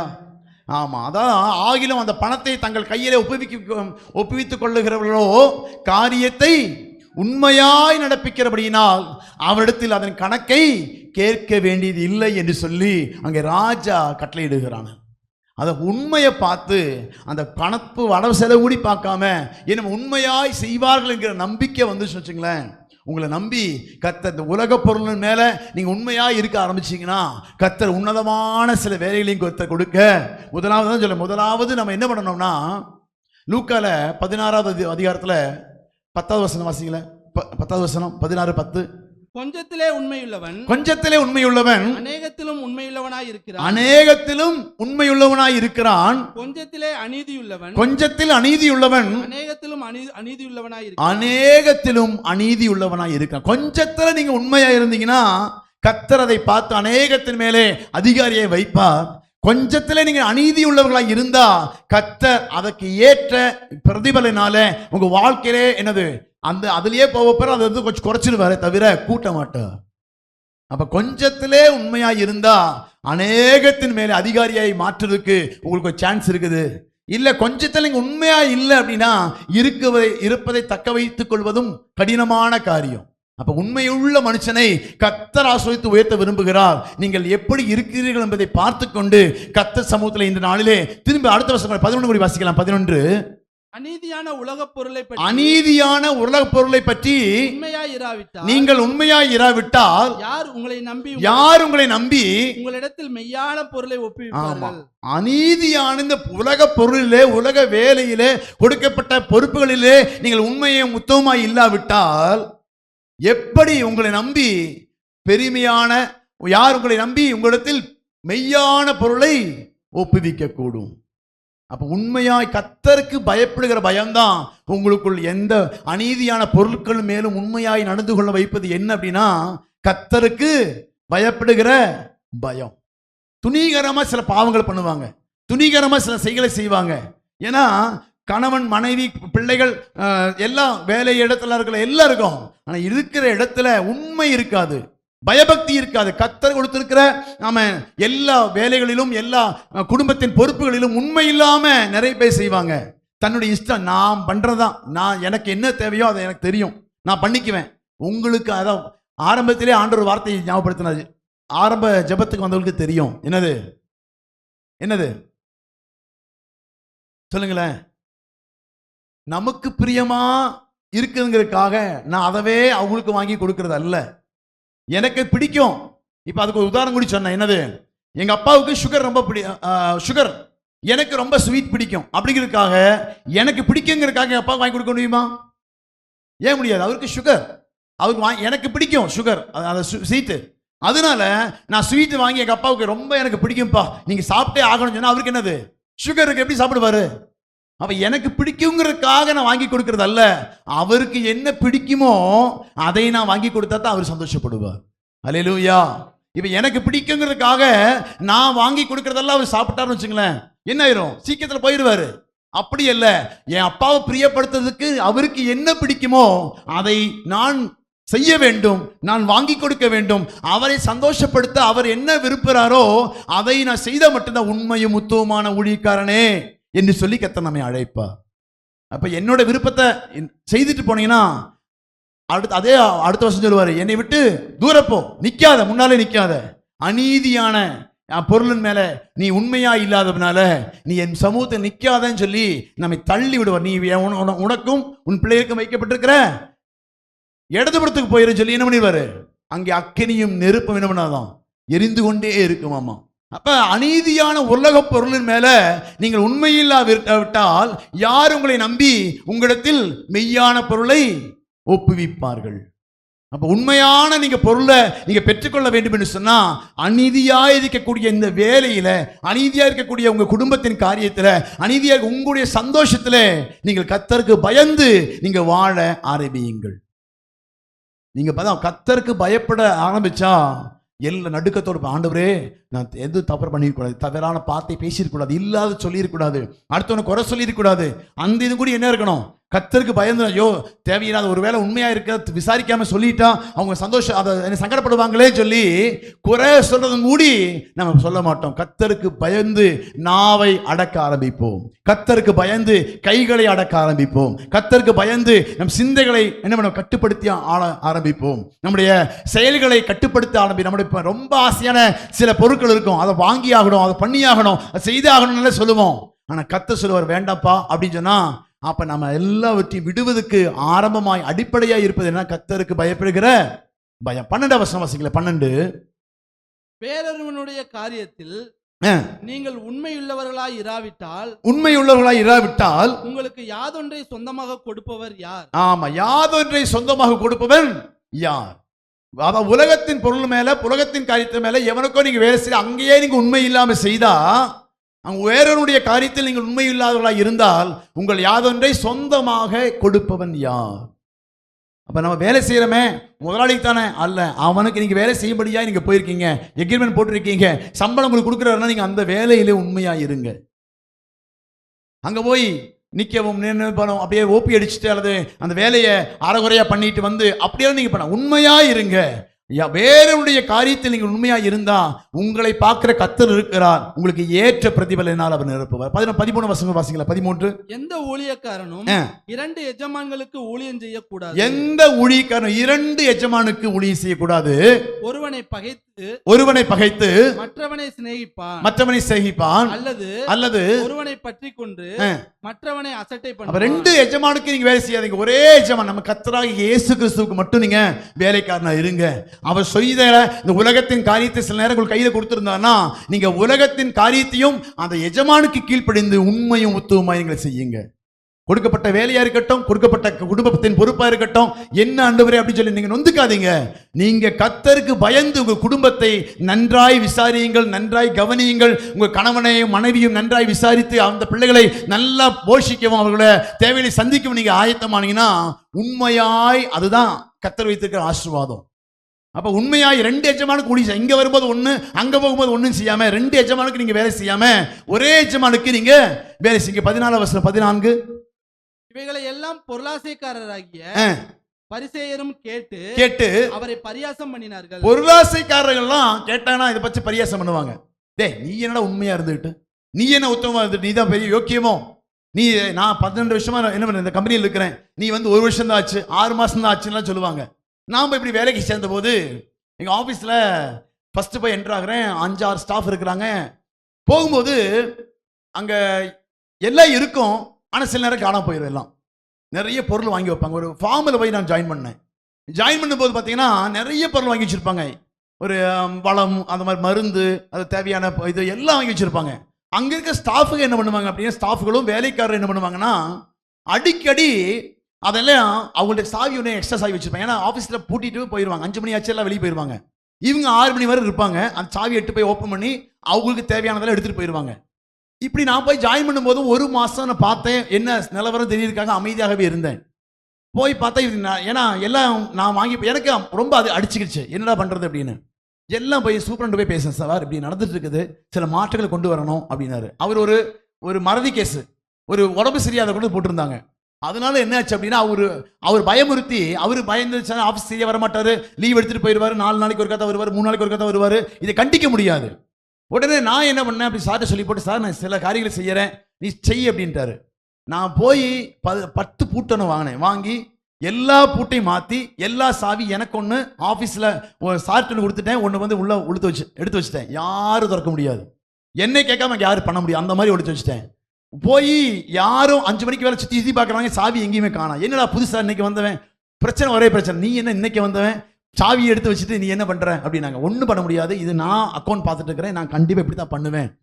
ஒரே பிரச்சனை, என்னை திருட்டு கேஸ் பண்ணாங்க, அந்த கேஸ் பண்ணாங்க, இந்த ஒன்றும் கர்த்தர் கூட இருந்து என்ன பண்ணாங்க, இவன் போய் ஏமாத்திட்டு பண்ணிட்டான், ஆள் கொண்டு வருவாங்க. அங்கே லேலம், அதாவது ஆக்ஷன் பண்ணுவாங்க. வரும்போது அங்கே 1 லட்சம் தேங்காய் இருக்கும், 1 லட்சம் தேங்காய் ஸ்டாக்கில் இருக்கிறது 50,000 தேங்காய் தான் இருக்கும். என்ன பண்ணுவாங்கன்னா, ஆக்ஷன் பண்ணும்போது 50,000 தேங்காய்க்கு விலை பேசி எடுத்துட்டு போயிடுவாங்க. ஏசி எடுத்துட்டு 1 லட்சம் தேங்காய் ஏற்றிட்டு போவாங்க. 30,000 தேங்காய் எக்ஸ்ட்ரா கொண்டு போவாங்க. ஃப்ரூட்ஸு இந்த மாதிரி பார்த்தீங்களா, கேஷ்யூ நட் தோட்டம் இருக்குது. அங்கே வந்து 1000 kilo, 2000 kilo, 3000 kilo cashew nut இருக்கும். 500 கிலோ தான் ஆக்ஷனுக்கு வரும். இந்த 500 கிலோக்கு பதிலாக எடுக்கும் போகும்போது அவனுக்கு பணத்தை கொடுத்துட்டு 1000 கிலோ எடுத்து போவாங்க. இப்படி நிறைய வேலைகள் இருக்கிறதுனால நான் உள்ளே போய் என்ட்ரானதுமே அவங்களெல்லாம் எனக்கு பணம் கிடைக்குமில்ல, இதுக்காக நான் போய் எல்லாம் பூட்டி வச்சதுனால இவ்வளோ ஒன்றும் பண்ண முடியல. ஒரே எதிர்ப்பு, ஒரே வேலைக்காரருக்கு அதே மாதிரி தான். வேலைக்கு போனால் போய் உட்காந்துக்குவாங்க, யாரும் வேலை செய்ய மாட்டாங்க. நான் அங்கே வந்து எல்லாரும் போய் நான் ஒரே ஒருத்தன் தான் போய் பார்க்குறேன், ரொம்ப இதாக இருக்குது, செய்ய மாட்டேங்கிறாங்க. நான் போய் சில ரூல்ஸ், இப்படி பண்ணால் தான் உங்களுக்கு வேலை செய்ய முடியும் அப்படின்னு ஒரே ஸ்டாஃபுக்கெல்லாம் ஒரே எதிர்ப்பு. இன்னைக்கு நாங்கள் இத்தனை வருஷமா இந்த ஃபார்மில் வேலை செய்துட்டு இருக்கிறோம், நீங்கள் என்ன புதுசாக வந்து ரூல்ஸ் அண்ட் ரெகுலேஷன் பேசிட்டு இருக்கிற சொல்லி ஒரே யூனியன், 2-3 யூனியன் இருக்கு, 2-3 யூனியன் ஒன்னா சேர்ந்துக்கிட்டு எனக்கு விரோதமாக பண்ண ஆரம்பிச்சிட்டாங்க. நான் ஜெபத்தோடு கூட வேலைகளை செய்ய ஆரம்பித்தேன். ஒரு 15 நாள் 20 நாள் போராட்டம் இருந்தது. உடனே அவளுக்கு நான் சூப்பரண்டு வர விஷயம் போச்சு, சார் இப்படி தான் சார், நான் இப்படி தான் பண்ணுவேன். அதே மாதிரி யூரியா வரும்போதெல்லாம் பழைய ஸ்டாக் ஒன்று இறக்குவாங்க, புது ஸ்டாக் தான் எனக்கு வேணும். ஏன்னா பழைய ஸ்டாக் எக்ஸ்பைரி ஆனதால இருக்கு பார்த்தீங்களா, அதை கொண்டு வந்து கம்பிக்கார்ட்ட பணம் கொடுத்து போட்டு கொண்டு இறக்குவாங்க. நிறைய மாற்றங்கள், போராடி இங்கே வேலைக்காரை விட்டு வச்சுங்களேன், கேஷ்யூ நட் பொறுக்க விட்டா ஒரு பக்கம் குபிச்சு வச்சுட்டு என்னது இலையை போட்டு முடி வச்சுட்டு போயிடுவாங்க அவங்க. நான் போய் வாக்கு அப்படியே ரவுண்ட் அடிப்பேன். ரவுண்ட் அடிக்கும் போது பார்த்தீங்கன்னா என்ன பண்ணுவாங்கன்னா, நிறைய பேர் அது போகும்போது 8 போகிற கட்டி எடுத்து வச்சிருப்பாங்க, அதெல்லாம் எல்லாம் கொண்டு போய் வைப்பேன். ஸ்டாஃபு பார்த்தீங்கன்னா போகும்போது நிறைய பொருளை கூடையில் வச்சு கொண்டு போவாங்க. நான் வெளியே போய் எனக்கு செக்கிங்க்கு 2 ஆளை கூட்டிகிட்டு போயிட்டு அப்படி எல்லாம் செய்ய அவங்களுக்குள்ள பயம் வந்துச்சு, ஓ இவன்ட்ட வேலையாகாதரா அப்படின்னு சொல்லி எல்லாரும் என்கிட்ட வந்து சரண்டர் ஆயிட்டாங்க. அல்லேலூயா. அங்கே இருக்க ஸ்டாஃபாக இருக்கட்டும், அங்கே இருக்கக்கூடிய வேலைக்காரராக இருக்கட்டும், இன்னைக்கும் அங்கே போய் சொல்லி ஜெரால்ட் சார் அப்படின்னாலே என்ன ஒன்று, அங்கே அப்படியே ஒரு பயம், எல்லாருக்கும் ஒரு நடுக்கம். அந்த அளவுக்கு கர்த்தர், அதான் உண்மையாக இருக்கத்தான் கர்த்தர் உயர்த்துக. ஒரு நாளில் இப்படித்தான் 2 மூட்டை நாங்கள் எல்லாம் கொண்டு போயிட்டாங்க சாக்கில். நாங்கள் உள்ளே கொண்டு வராமே, ஆஃபீஸில் ரெண்டு தூரம், இங்கேயும் நம்ம மெயின் ரோடு வர இருக்குது ஆஃபீஸு, அந்த செலக்கரைச்சல் வர இருக்குன்னு வச்சுக்கலாம். சரி, இங்கிருந்து நம்ம சங்கத்தர வர இருக்குன்னு வச்சுக்கலாம். அவ்வளோ பெரிய தோட்டம், யார் போய் எங்கே போய் பார்க்கறது, எங்கே எல்லாம் வேலி இருக்கும். சில பொருளை ஆஃபீஸ் கொண்டு வராமே 3-4 மூட்டை கொண்டு போயிட்டாங்க.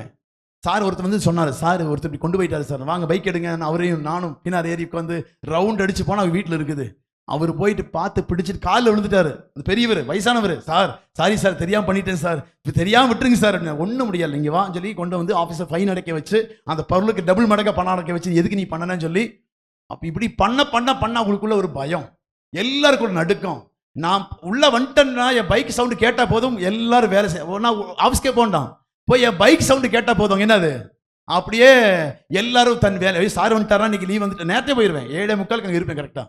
அதே மாதிரி போய் நின்றுட்டாருன்னு வச்சுக்கலாம், அவ்வளோதான், டே வந்துட்டாரா இன்னும் ஒன்றும் ஏமாற்ற முடியாதுடா அப்படின்னு சொல்லி எல்லாரும் பயம் ஆரம்பிச்சிடுவாங்க. ஒவ்வொருத்தரும் சொல்லலாம், சார் அவங்க பண்ண கொண்டு வராங்க பார்த்துங்க சார் இப்படி பண்ணி. எல்லாம் சரியாகிறதுக்கு 2 மாதம் டைம் எடுத்தது. அந்த 2 மாதத்துக்குள்ளே நான் கொஞ்சம் கஷ்டங்கள் பட்டேன். ஆனால் கர்த்தர் அந்த இடத்துல ஒரு பெரிய, எங்கள் ஆஃபீஸில் எல்லாம் மீட்டிங் போடும்போது அந்த இதோடைய சூப்பரண்டு, அக்லிஸ்ட் ஆஃபீஸரு எல்லாரும் இருக்கிறாங்க, அவங்க எல்லாம் அனுப்ப மாட்டாங்க, என்ன அனுப்புவாங்க, நீ போய் அந்த மீட்டிங் அட்டன் பண்ணிட்டு வாங்க, நீ உடனே தான் கூப்பிடுவா, ஜேடியை கூப்பிடுவாரு, நீங்கள் வந்து அந்த இடத்துல வந்து என்ன பண்ணுங்க, வந்து நீங்கள் தான் மீட்டிங் அட்டன் பண்ணணும். ஏன்னா அங்கே எல்லா காரியங்கள், எல்லா வரவு செலவு, எல்லாம் போக்கு வரவு எல்லாவற்றையும் நான் பார்த்து ரிப்போர்ட் பண்ணிகிட்டே இருப்பேன். அதனால அவங்க கூப்பிடுவாங்க, அடிக்கடி மீட்டிங் என்னை தான் கூப்பிடுவாங்க. அப்போ உண்மையுள்ள மனுஷனைத்தான் கர்த்தர் என்ன பண்ணுறாரு, உயர்த்த விரும்புகிறார். அல்லேலூயா. அப்போ நீங்கள் வேலைகளெல்லாம் பார்க்காதீங்க, கர்த்தர் எங்கே வச்சாலும் அந்த இடத்துல உண்மையாக இருக்காரு. சில எதிர்ப்புகள் வரும், சில போராட்டங்கள் வரும், ஆனால் கர்த்தர் நம்ம கூட இருந்து எல்லாவற்றையும் ஜெயமோடு நடத்த பண்ணுவார்.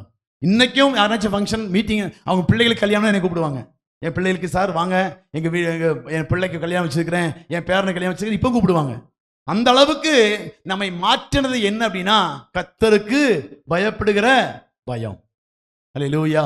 அப்ப உண்மையா இருந்தா நம்ம கர்த்தர் உண்மையும் உத்தமமான ஊழியக்காரனே என்று சொல்லி அழைக்கணும்னா கர்த்தருக்கு பயப்படுகிற பயம் ஒரு மனுஷனுக்குள் காணப்பட்டா அவன் எத்தனை பேர் அங்க வேலை செய்தாலும் சரி, எத்தனை பேர் இருந்தாலும் சரி, நம்மை தனித்துவமா இங்கே காண்பித்து எல்லாவற்றுக்கும் அதிகாரியாய் கர்த்தர் மாற்றுவார். அந்த உண்மையான மனசை கர்த்தர் பார்த்தானா, கர்த்தர் கூட இருந்தானா உங்களுக்கு எவன் எதிர்த்தாலும் பரவாயில்ல. எவ்வளவோ எதிர்ப்பு, எவ்வளவோ பழிச்சொற்கள், எவ்வளவோ நான் ஏமாத்திட்டேன்னு சொல்லி எல்லாம் எங்க ஆபீஸ்ல எல்லாம் லெட்டர் எல்லாம் எழுதி விட்டானுங்க. ஒன்றும் பண்ண முடியல. எல்லாரும் சொன்னாங்க அவனை பத்தி தெரியும், நீ உமாரு அப்படின்னாங்க. யாரு மேல இருந்து அவனை பத்தி தெரியும், யாரும் ஒன்றும் பேசண்டா, அவனை பத்தி தெரியும்னாங்க. ஜேடிஏ இன்ஸ்டியூஷன் வருவார், வந்து பார்த்து போட்டு என்னை பார்த்து ஒன்றும் சொல்லவே மாட்டார். எங்க போய் இது பண்ணாலும் ஆடிட்டுக்கு நிறைய டைம் போயிருக்கிறோம். எங்க போனாலும் நான் தைரியமா போய் எல்லாரும் பேசுவேன். ஏன்னா நமக்கு தான் உண்மையா இருக்குமே, யாருக்கு போய் பயப்பட வேண்டிய தேவை. அப்ப எல்லா இடத்திலும் இந்த உண்மையை கொடுக்கிறது என்னுடைய பயபக்தி. தேவனுக்கு பயப்படுகிற பயத்தோடு கூட நீங்க வாழ ஆரம்பிச்சீங்கன்னா கர்த்தர் கூட இருப்பாரு. அனாதி ஒரு தைரியம் வரும் பாருங்க. எந்த சூழ்நிலையிலும் நீங்க சோர்ந்தே போக மாட்டீங்க. கர்த்தருக்கு பயம் தான். கர்த்தருக்கு பயப்படுகிறவன் ராஜாக்களுக்கு முன்பாக நிற்பானே தவிர தன் எஜமான் படத்தை போய் கை கட்டி நிற்கிறதுக்கு கர்த்தர் அனுமதிக்கவே மாட்டார். அல்லேலூயா. ஏன்னா உண்மையும் முத்துவம் உள்ள ஊழியக்காரனே, நீ அதாவது என்னுடைய எஜமானுடைய சந்தோஷத்துக்குள் பிரவேசி. அப்ப உண்மையை பார்க்கிற தேவன் நம் வாழ்க்கையில கிரியை செய்யறதுக்கு வல்லவராய் இருக்கிறார். உண்மையாய் நீங்க நடந்து கொண்டீங்கன்னா, வேலையா இருக்கட்டும், கொடுக்கப்பட்ட குடும்ப பொறுப்பா இருக்கட்டும், அதை நொயின்னு செய்யாதீங்க. எனக்கு கர்த்தர் கொடுத்திருக்கிற நல்ல ஒரு குடும்பம், இதை உண்டாக்கி நம்ம என்ன பண்ணணும், சந்தோஷமாய் மாற்ற வேண்டிய என்னுடைய கருத்தில் இருக்குது. ஐயோ அவங்க பண்றது இப்படி இருக்குது, நான் பண்றது இப்படி அப்படின்னு நீங்க சொல்லவே செய்யாதீங்க. உங்க குடும்பத்தை பரலோகமாய் மாற்றுவதற்கான அதிகாரமும் அதுக்காக உங்களுக்கு கொண்டு போய் கர்த்தர் வச்சிருக்காரு. அந்த இடத்துல நீங்க முறுமுறுக்காம தேவனுடைய ஜெபத்தோடு கூட நீங்க அங்க குடும்பத்திலே காரியங்களை செய்ய ஆரம்பிங்க. அந்த குடும்பம் உங்க கட்டுப்பாட்டுக்குள் கர்த்தர் கொடுப்பார். உங்களை மேன்மையாய் அந்த இடத்துல ஆசீர்வாதமாய் கர்த்தர் மாற்றுவார். அதுக்கு தேவை உண்மையாய் தேவனுக்கு பயப்படுகிற பயத்தோடு நீங்க செய்ய ஆரம்பிச்சீங்கன்னா உங்க வாழ்க்கையிலே கர்த்தர் மிகப்பெரிய காரியங்களை செய்ய வல்லவராய் இருக்கிறார். அல்லேலூயா. ஆமா, அவருடைய கரத்துல அடங்கி இருக்க அவர் கொடுக்கிற கிருபையினால யோசேப்பு அங்க உண்மையா இருந்த எவ்வளவு பெருக பெருக பெருக பணமும் கையில வந்தது, பொருட்கள் கையில வந்தது, நிலங்கள் ஆடு மாடுகள் எல்லாம் கையில வந்தது. எல்லாம் பார்வோனுக்காய் சேர்த்தான். அவனை கர்த்தர் ஆசீர்வதித்து அந்த தேசத்தில் கீர்த்தியும் புகழ்ச்சியுமாய் கர்த்தர் வைத்தான். அல்லேலூயா. அப்ப இந்த வார்த்தையை உங்களை பார்த்து என்னை பார்த்து கர்த்தர் சொல்லணும்னா, உண்மையும் உத்தமமான ஊழியக்காரன் என்று சொல்லணும்னா நாம எப்படி இருக்கிறோம் என்பதை நீங்க பார்த்து அதை நீங்க சரியா நீங்க செய்ய ஆரம்பிச்சீங்கன்னா உங்க வாழ்க்கையிலும் கர்த்தர் பெரிய காரியங்களை செய்ய வல்லவராய் இருக்கிறார். அல்லேலூயா. அதிலே 15-16 வசனங்களே.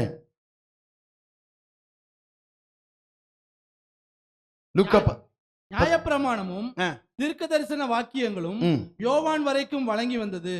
அது முதல் தேவனுடைய ராஜ்யம் சுவிசேஷமாய் அறிவிக்கப்பட்டு வருகிறது. யாவரும் பலவந்தமாய் அதில் பிரவேசிக்கிறார்கள். வேதத்தில் ஒரு எழுத்தின் உறுப்பு அவமாய் போவதை பார்க்கிலும் வானமும் பூமியும் ஒளிந்து போவது எளிதாக இருக்கும்.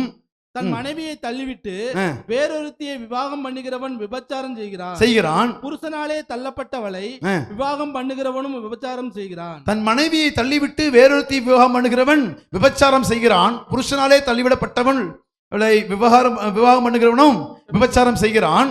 ஐஸ்வர்யமுள்ள ஒரு மனுஷன் இருந்தான். அவன் ரத்தாம்பரமும் விலையேற பெற்ற வஸ்திரமும் தரித்து அனுதினமும் சம்பிரமமாய் வாழ்ந்து கொண்டிருந்தான். ஆமா, ஐஸ்வர்யமும் உள்ள ஒரு மனுஷன் இருந்தான். அவன் ரத்தாம்பரமும் விலையேற பெற்ற வஸ்திரமும் தரித்து அனுதினமும் சம்பிரமாய் வாழ்ந்து கொண்டிருந்தான். இவனுடைய முடிவை நாம் பார்க்கிறோம். எப்படி வேணா வாழ்ந்துக்கலாம், விலை உயர்ந்த பொருட்களோடு கூட, விலை உயர்ந்த ரத்தாம்பரத்தோடு கூட வாழ்ந்து கொண்டிருக்கலாம். ஆனா அவனை பார்த்து எங்க உத்தமும் உண்மையுமான ஊழியக்காரனே சொல்லல, கஷ்டப்பட்டு வேலையில மூலையில இருந்த லாசரை தான் என்ன தேற்றப்படுகிறதை அங்கே பார்க்கிறோம். அப்ப அவன் என்ன எப்படி உண்மை உத்தமா எதிர்ப்பான்னு நினைக்கிறீங்க? ஐஸ்வர்யமும் உள்ள ஒரு மனுஷன் இருந்தான். அவன் ரத்தாம்பரமும் வெளியேற பெற்ற வஸ்திரமும் தரித்து அனுதினமும் சம்பிரமாய் வாழ்ந்து கொண்டிருந்தான். அதுக்கு முன்னால் வசனம் சொல்லுது, அவன் தன் இஷ்டத்தின்படியாய் வாழ்ந்து கொண்டிருந்தான். அது வசனம் வாசிங்க, 18 வாசிங்க. 18 தன் மனைவியை தள்ளிவிட்டு வேறொருத்தியை விவாகம் பண்ணுகிறவன் விபச்சாரம் செய்கிறான். புருஷனாலே தள்ளப்பட்டவளை விவாகம் பண்ணுகிறவனும் விபச்சாரம் செய்கிறான். அதாவது ஐஸ்வர்யவான் எப்படி இந்த சம்பரணமாய் தன்னுடைய இஷ்டமாடி தன்னுடைய விருப்பத்தின்படியா என்ன வேலை செய்து வாழ்ந்து கொண்டிருந்தான். அதுக்கு ஒரு எடுத்துக்காட்டு தான் முன்னாடி வசனம். தன் மனைவியை தள்ளிவிட்டு வேறொருத்தி விவாகம் பண்ணுகிறவன் விபச்சாரக்காரனாய் வாழ்ந்தான். பணம் அதிகமா இருந்துச்சு வச்சுங்களேன், எப்படி இருந்தான்? விபச்சாரம் பண்ணிக்கிறா இருந்தா, புருஷனாலே தள்ளப்பட்டவன் அப்படிப்பட்ட ஒரு வாழ்க்கை வாழ்ந்து கொண்டிருந்த 19 வசனம் வாசிங்களேன். ஐஸ்வர்யமுள்ள ஒரு மனுஷன் இருந்தான். அப்படி வாழ்ந்து கொண்டிருந்த ஐஸ்வர்யமுள்ள ஒருத்தர் இருந்தான். அவன் ரத்தாம்பரமும் விலையேறப்பெற்ற வஸ்திரமும் தரித்து அனுதினமும் தன்னுடைய வாழ்க்கையில இஷ்டத்தின்படியாய் தன்னுடைய ஆசைகளை நிறைவேற்றும்படியாய் கர்த்தருக்கு பயப்படுகிற பயம் இல்லாமல் தன்னுடைய ஆசையை நிறைவேற்றக்கூடிய ஒரு மனுஷனாய் வாழ்ந்து கொண்டிருந்தான். அவனுக்கு கர்த்தருக்கு பயப்படுகிற பயம் இல்லை, அவனுக்கு தேவனுக்கு பிரியமாய் வாழக்கூடிய வாழ்க்கை இல்லை. அப்படிப்பட்டவனுடைய வாழ்க்கையில கர்த்தர் என்ன பண்றாரு? அடுத்த வசனம் வாசிக்கலாம். லாசரு என்னும் பேர் கொண்ட ஒரு தரித்திரனும் இருந்தான். அவன் பருக்கள் நிறைந்தவனா. 23 வாசிங்களா. 23. பாதாளத்திலே அவன் வேதனைப்படுகிற போது கண்களை ஏறெடுத்து தூரத்திலே ஆபிரகாமையும் அவன் மடியிலே லாசருவையும் கண்டான். அப்பொழுது அவன், தகப்பனாகி ஆபிரகாமே, நீர் எனக்கு இறங்கி லாசரு தன் விரலின் நுனியை தண்ணீர். 25. அதற்கு ஆபிரகாம், மகனே, நீ பூமியிலே உயிரோடு இருக்கும். அதற்கு ஆபிரகாம், மகனே, நீ பூமியில் உயிரோடு இருக்கும் காலத்தில் உன் நன்மைகளை அனுபவித்தாய். லாசருவும் அப்படியே. ஆமா, நீ சம்பரணமாய் வாழ்ந்து உன்னுடைய இஷ்டத்தின்படியாய் வாழ்ந்து தேவனுக்கு பயப்படாதபடி வாழ்ந்து நீ சுகபோகமாய் வாழ்ந்து விட்டு நீங்க வந்திருக்கிற. ஆனா லாசரு அங்கே கஷ்டப்பட்டு தேவனுக்கு பயந்து உண்மையுத்தமாய் வாழ்ந்தான். அதனாலே அவன் அங்கே தேற்றப்படுகிறான். நீயோ இங்கே அக்கினியிலே வேதனைப்பட்டு கொண்டிருக்கிறாய். அப்ப கர்த்தருக்கு பயப்படாம உலகத்துல எப்படி வேணா வாழ்ந்துட்டு போயிடலாம். ஆனா கர்த்தர் நியாயத்திலே நிறுத்துகிற ஒரு தேவன் ஒருத்தர் இருக்கிறார். உண்மையும் உத்தமமான ஊழியக்காரனே, இந்த என்னுடைய எஜமானுடைய சந்தோஷத்துக்குள் பிரவேசி என்று சொல்லி அழைக்கக்கூடிய ஒருவர் இருக்கிறார். அந்த அழைப்புக்கு சத்தத்துக்கு பாத்திருவான்களை நடந்து கொள்ள வேண்டும் என்று சொன்னா, நீங்க பூமியில இருக்கும்போது கர்த்தருக்கு பயப்பட்டு வாழணும். உங்க இஷ்டத்தின்படியாய் உங்களுடைய விருப்பத்தை நிறைவேற்றக்கூடிய வாழ்க்கை. உங்களை எனக்கு பணம் இருக்குது, எனக்கு பொருள் இருக்குது, என்னுடைய ஆசை, எனக்கு நிறைய ஆசைகள் இருக்குன்னு சொல்லி உங்களுடைய விருப்பத்தை நிறைவேற்றக்கூடிய வாழ்க்கை அல்ல. கொடுக்கப்பட்ட குடும்பத்திலே, கொடுக்கப்பட்ட வேலையிலே ஆமென் கர்த்தருக்கு பயந்து உண்மையும் உத்தமமாய் வாழ ஆரம்பிக்க வேண்டும். அல்லேலூயா. நம்ம இருக்கிற வாழ்க்கையில என்ன யாரும் என்னை கேட்க முடியாது, யாரும் என்கிட்ட கேட்க முடியாது, யாரும் என்னை பண்ணக்கூடாது, அப்படி இல்லை. அதான் சொல்றேன், கர்த்தருக்கு பயப்படுகிற பயம் இருந்துச்சுன்னா தேவனுக்கு பிரியமான வாழ்க்கை வாழ ஆரம்பிப்பீர்கள். அல்லேலூயா. கர்த்தருக்கு அந்த லாசரு அங்க தேற்றப்படுகிறான். அந்த ஐஸ்வர்யவானோ சம்பரணமாய் வாழ்ந்து தேவனுக்கு பிரியமில்லாத செய்து அங்கே வேதனைப்படுகிறான். அப்பதான் அவன் சொல்லுவான், என்னுடைய சகோதரர்கள் எல்லாம் இங்க பூமியில் இருக்கிறாங்களே, அவங்க எல்லாம் இங்க வராதபடிக்கு லாசரை அனுப்புங்க அப்படிம்பாரு. அவன் சொல்லுவாரு, அங்க தீர்க்கதரிசிகளும் யார் இருக்காங்களே, மோசேயும் தீர்க்கதரிசிகளும் அங்கே உண்டு. அவர்கள் அவருக்கு சொல்லும் போது கேட்டா போதும், அங்க பிரசங்கங்கள் அவருக்கு சொல்லப்படுகிறது. அந்த வார்த்தைக்கு கீழ்ப்படிஞ்சு அங்க வாழ்ந்தா இந்த இடத்துக்கு வரமாட்டாங்க. இல்ல கீழ்ப்படியாம தன்னுடைய இஷ்டத்தின்படியாகத்தான் வாழ்வாங்கன்னு சொன்ன வாழ்ந்துருப்பாங்க. எல்லாரும் இந்த இடத்துக்கு வருவாங்க. உன் தம்பியா இருக்கட்டும், அண்ணனா இருக்கட்டும், யாரா இருக்கட்டும், தேவனுடைய வசனத்துக்கு கீழ்ப்படிஞ்சு வாழ்ந்தா தான் இந்த இடத்துக்கு வர முடியும். அந்த லாசரு போன இடத்துக்கு போக முடியுமே, தேற்றப்படுகிற இடத்துக்கு போக முடியுமே தவிர உன்னுடைய பணத்தின் நிமித்தமாக, நீ செய்கிற உன்னுடைய ஆசைகள் நிமித்தமாக, உன்னுடைய விருப்பத்தின்மாக எப்படி வேணாலும் வாழ்ந்து கொண்டு முடிந்து கொண்டா எப்படி இவனுடைய முடிவு? அழுகையும் பட்கடிப்பும் உள்ள இடத்துல தள்ளப்பட்டானோ அதை போல முடிவு மாறிவிடும். அல்லேலூயா. அப்ப கர்த்தருக்கு பயந்து உண்மையும் உத்தமமாய் ஜீவிக்கிறதுக்கு நம்ம ரெடியாகணும். அல்லேலூயா. வேலையா இருக்கட்டும், கொடுக்கல் வாங்கலா இருக்கட்டும், போகிற இடம் வர இடமா இருக்கட்டும், சபைக்கா இருக்கட்டும், குடும்பத்தில இருக்கட்டும், கொடுக்கப்பட்ட வேலையில நீங்க உண்மையா இருந்தீங்கன்னா நீங்க லாசரை போல தேற்றப்படுவீர்கள். இல்ல உங்க மனம் போனதான் இருப்பேன், நான் சர்ச்சுக்கு வருவேன், எல்லாம் பண்ணுவேன் அப்படின்னு சொன்னா நீங்கள் அந்த ஐஸ்வர்யவனை வாளை போல நீங்கள் அழுகையும் பற்கடிப்பும் உள்ள இடத்திலே தள்ளப்படுவீர்கள் என்பதை மறந்து விடக்கூடாது. அல்லேலூயா. ஆமா, கர்த்தருக்கு பயப்படுகிற பயத்தோடு கூட இருக்கிற ஜீவித நாட்களிலே கர்த்தருக்கு உண்மையாய் வாழ தீர்மானியுங்கள். கண்களை மூடி ஆண்டவர் சமூகத்துல எப்படி வேண்டுமானாலும் வாழ்ந்து கொள்ளலாம். கர்த்தர் உத்தமனுக்கு கர்த்தர் துணை என்று வேதம் சொல்லுகிறது. உத்தமனுக்குத்தான் கர்த்தர் துணை. உண்மையாய் நோக்கி கூப்பிடுகிற யாவரையும் அவர் புறம்பே தள்ளுவதில்லை. உண்மையுள்ள மனுஷன் பரிபூர்ண ஆசீர்வாதங்களை பெறுவான். உண்மையும் உத்தமமான ஊழியக்காரனே, எஜமானுடைய சந்தோஷத்துக்குள் பிரவேசி என்று சொல்லக்கூடிய வார்த்தைக்கு பாத்திரவான்களை நடந்து கொள்ளும்படியாகத்தான் இந்த பூமியிலே கர்த்தர் கிருபையை நமக்கு கொடுத்து, ஜீவித நாட்களை கர்த்தர் கொடுத்து, ஆபத்துக்கு விலக்கி, நோய்களுக்கு விலக்கி, எல்லா சூழ்நிலையிலும் கர்த்தர் தப்புவித்து எதற்கு ஜீவனோடு வைத்திருக்கிறார் என்று சொன்னா, இந்த ஒரு வார்த்தைக்கு உங்களையும் என்னையும் தகுதிப்படுத்தும்படியாக, இந்த ஒரு வார்த்தைக்கு உண்மையுள்ள பிள்ளைகளாய் மாற்றும்படியாக. நாம பார்க்கறது எல்லாமே இந்த வார்த்தையை பார்க்கறது, உலகத்தான பார்க்கிறோம். அவன் நல்லா வாழ்ந்து சுகித்துட்டு இருக்கிறானே, அவனுக்கு ஒன்றும் வர்றதில்லையே, அவனுக்கு நிறைய காசு பணம் இருக்குதே, இன்னும் சேர்ந்துட்டே இருக்குதே, எனக்கு ஏன் நான் எப்படி கஷ்டப்படுறேன், ஏமாத்தனா என்ன? இல்ல, கர்த்தர் உண்மையுள்ள உத்தமமுள்ள யோசேப்பை போல தேவனுக்கு கீழ்ப்படியக்கூடிய சிலரை எதிர்பார்க்கிறார். ஆண்டவரே, அர்ப்பணிக்கிறேன். இந்த நாளிலே என் குடும்பத்தில் நான் உண்மையா இருப்பேன். இதுவரை நான் உண்மையா இல்லப்பா, இனிமேல் என் குடும்பத்துக்கு உண்மையா இருப்பேன். ஆண்டவரே, இதுவரை நான் வேலையில் உண்மை இல்லப்பா, உண்மையுள்ளவனாய் காண்பிப்பேன். ஆண்டவரே, உமக்கு சாட்சியா ஜீவிப்பேன். அதான் சாட்சியுள்ள வாழ்க்கை. வேலையில, குடும்பத்துல, பக்கத்து வீட்டுக்காரோட எல்லா இடத்திலும் சாட்சியுள்ள வாழ்க்கைனா உண்மையுள்ள, தேவனுக்கு பயந்து யார் என்ன சொன்னாலும் அதை எல்லாம் பொருட்படுத்தாம தேவனுக்கு பயந்து வாழ்கிற வாழ்க்கை. ஆண்டவர், இந்த நாளில் அர்ப்பணிக்கிறேன். ஆண்டவரே, உண்மையுள்ள மனுஷனைத்தான் நீங்க எழுந்து நின்று வரவேற்கிற தெய்வம். உண்மையும் உத்தமமான ஊழியக்காரனே, நீ கொஞ்சத்தில் உண்மையாய் இருந்தாய், அநேகத்தின் மேல் உன்னை அதிகாரியாய் மாற்றுவேன். அநேக ஆசீர்வாதங்கள் வருவதற்கு காரணம் நீங்க காண்பிக்கிற சின்ன சின்ன காரியத்தில் நடக்கிற உண்மைகள். ஆண்டவரை ஒப்புக் கொடுங்க. இந்த நாள் தொட்டு ஆண்டவரே, சின்ன காரியமா இருந்தால் பெரிய காரியமா எல்லா பாவங்களையும் என்னை மன்னிச்சு இந்த நாள் தொட்டு உண்மையாயிருக்க அர்ப்பணிக்கிறேன். ஆண்டவரே, இந்த நாள் தொட்டு உமக்கு பிரியமாய் வாழ தீர்மானிக்கிறேன்ப்பா. இதுவரை செய்த உண்மையில்லாத தன்மைகள் எல்லாம் மன்னிங்க. இதுவரை குடும்பத்திலையா இருக்கட்டும், வேலையில இருக்கட்டும், ஆண்டவரே கொடுக்கல் வாங்கல இருக்கட்டும், அநேக அநியாயங்கள் செய்திருக்கிறேன்ப்பா. எல்லாவற்றையும் நீ மன்னிப்பீராக. இந்த நாள் என்னை பரிசுத்தப்படுத்தி நீங்க என் கூடயே வாங்க. யோசேப்போடு கர்த்தர் இருந்ததுனால கர்த்தர் அவன் வாழ்க்கையில எல்லாவற்றையும் வாய்க்க பண்ணினார். அதுக்கு உண்மையாய் அவன் நடந்து கொண்டான். நீங்க உண்மையாய் நடந்து கொண்டா கர்த்தர் உங்க பக்கத்துல தான் இருப்பாரு, உங்க பட்சத்துல தான் இருப்பாரு. நீங்க போகிற வருகிற எல்லா இடங்களிலும் அவர் கூட வந்து உங்களை ஆசீர்வதித்து உயர்த்துகிற தெய்வமாய் இருக்கிறார். இந்த நல்ல நாளிலும் அதனால்தான் அவன் எகிப்திலே அடிமையாயிருந்த அந்த இடத்திலும் அவன் பாவம் செய்யாதபடிக்கு தன்னை பாதுகாத்துக் கொள்வதற்கு கர்த்தர் அவன் கூட இருந்தார்.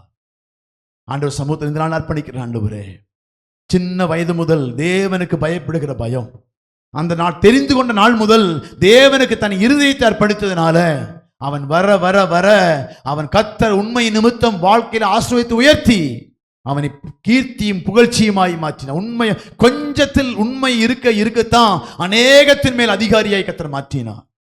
இந்த நாள் ஆண்டவரே, இருக்கிற கொஞ்சம் வேலையில, இருக்கிற கொஞ்சம் இந்த குடும்பத்துல, இருக்கிற அந்த பொறுப்புகளில, சபையின் காரியத்துல உண்மையா இருப்பேன்ப்பா. நம்ம உமக்கு பிரியமா செய்வேன். யாரு அவன் சொல்லிட்டாங்க இல்லப்பா, நான் உமக்கு பிரியமா செய்வேன் ஆண்டவரே. உண்மை உத்தமா செய்வேன் ஆண்டவரே. நாங்க பேருக்காகவோ 4 பேர் பாராட்டுங்கிறதுக்காக செய்ய மாட்டேன்ப்பா. நீங்க பார்க்கிறீங்கிற எண்ணத்தோடு கூட நான் செய்வேன் ஆண்டவரே. யார் பார்த்தாலும் பார்க்காவிட்டாலும், யார் பாராட்டினாலும் பாராட்டாவிட்டாலும் என்னை பார்க்கிற தேவனுக்கு உண்மையாய் இருப்பேன் ஆண்டவரே. அர்ப்பணிக்கிறேன். இந்த நாளில் ஆண்டவரே, விசேஷமாய் ஜெபித்த தீர்மானித்த ஒவ்வொரு பிள்ளைகளுக்கும் கர்த்தர் கிருபை கர்த்தர் கொடுப்பீராக. யோசேப்போடு கர்த்தர் இருந்து அவன் உண்மை உத்தமமாய் நடக்க பண்ணது போல இந்த ஒவ்வொரு பிள்ளைகளும் தேவ சமூகத்தில் உண்மையாயிருந்து பலுகி பெருகி கர்த்தர் ஆசீர்வதித்து உயர்த்துகிறதை பார்க்க உதவி செய்வீராக. அதற்கு விரோதமாய் வருகிற எல்லா தடைகளும் குழப்பங்களும் இயேசுவின் நாமத்தில் மாற்றுவீராக. இந்த நாள் எடுத்த தீர்மானத்திலே உண்மை உத்தமமாய் இருக்க உதவி செய்வீராக. தேசத்தில் கீர்த்தி புகழ்ச்சியுமாய் வைத்து ஆசீர்வதிப்பீராக. தொடர்ந்து பொறுப்படுத்திக் கொள்ளும் நடத்தும். எல்லா துதிக்கான மகிமை அனைத்தும் தருகிறோம். இயேசுவின் மூலம் ஜெபங்களும் பிதாவே, ஆமென்.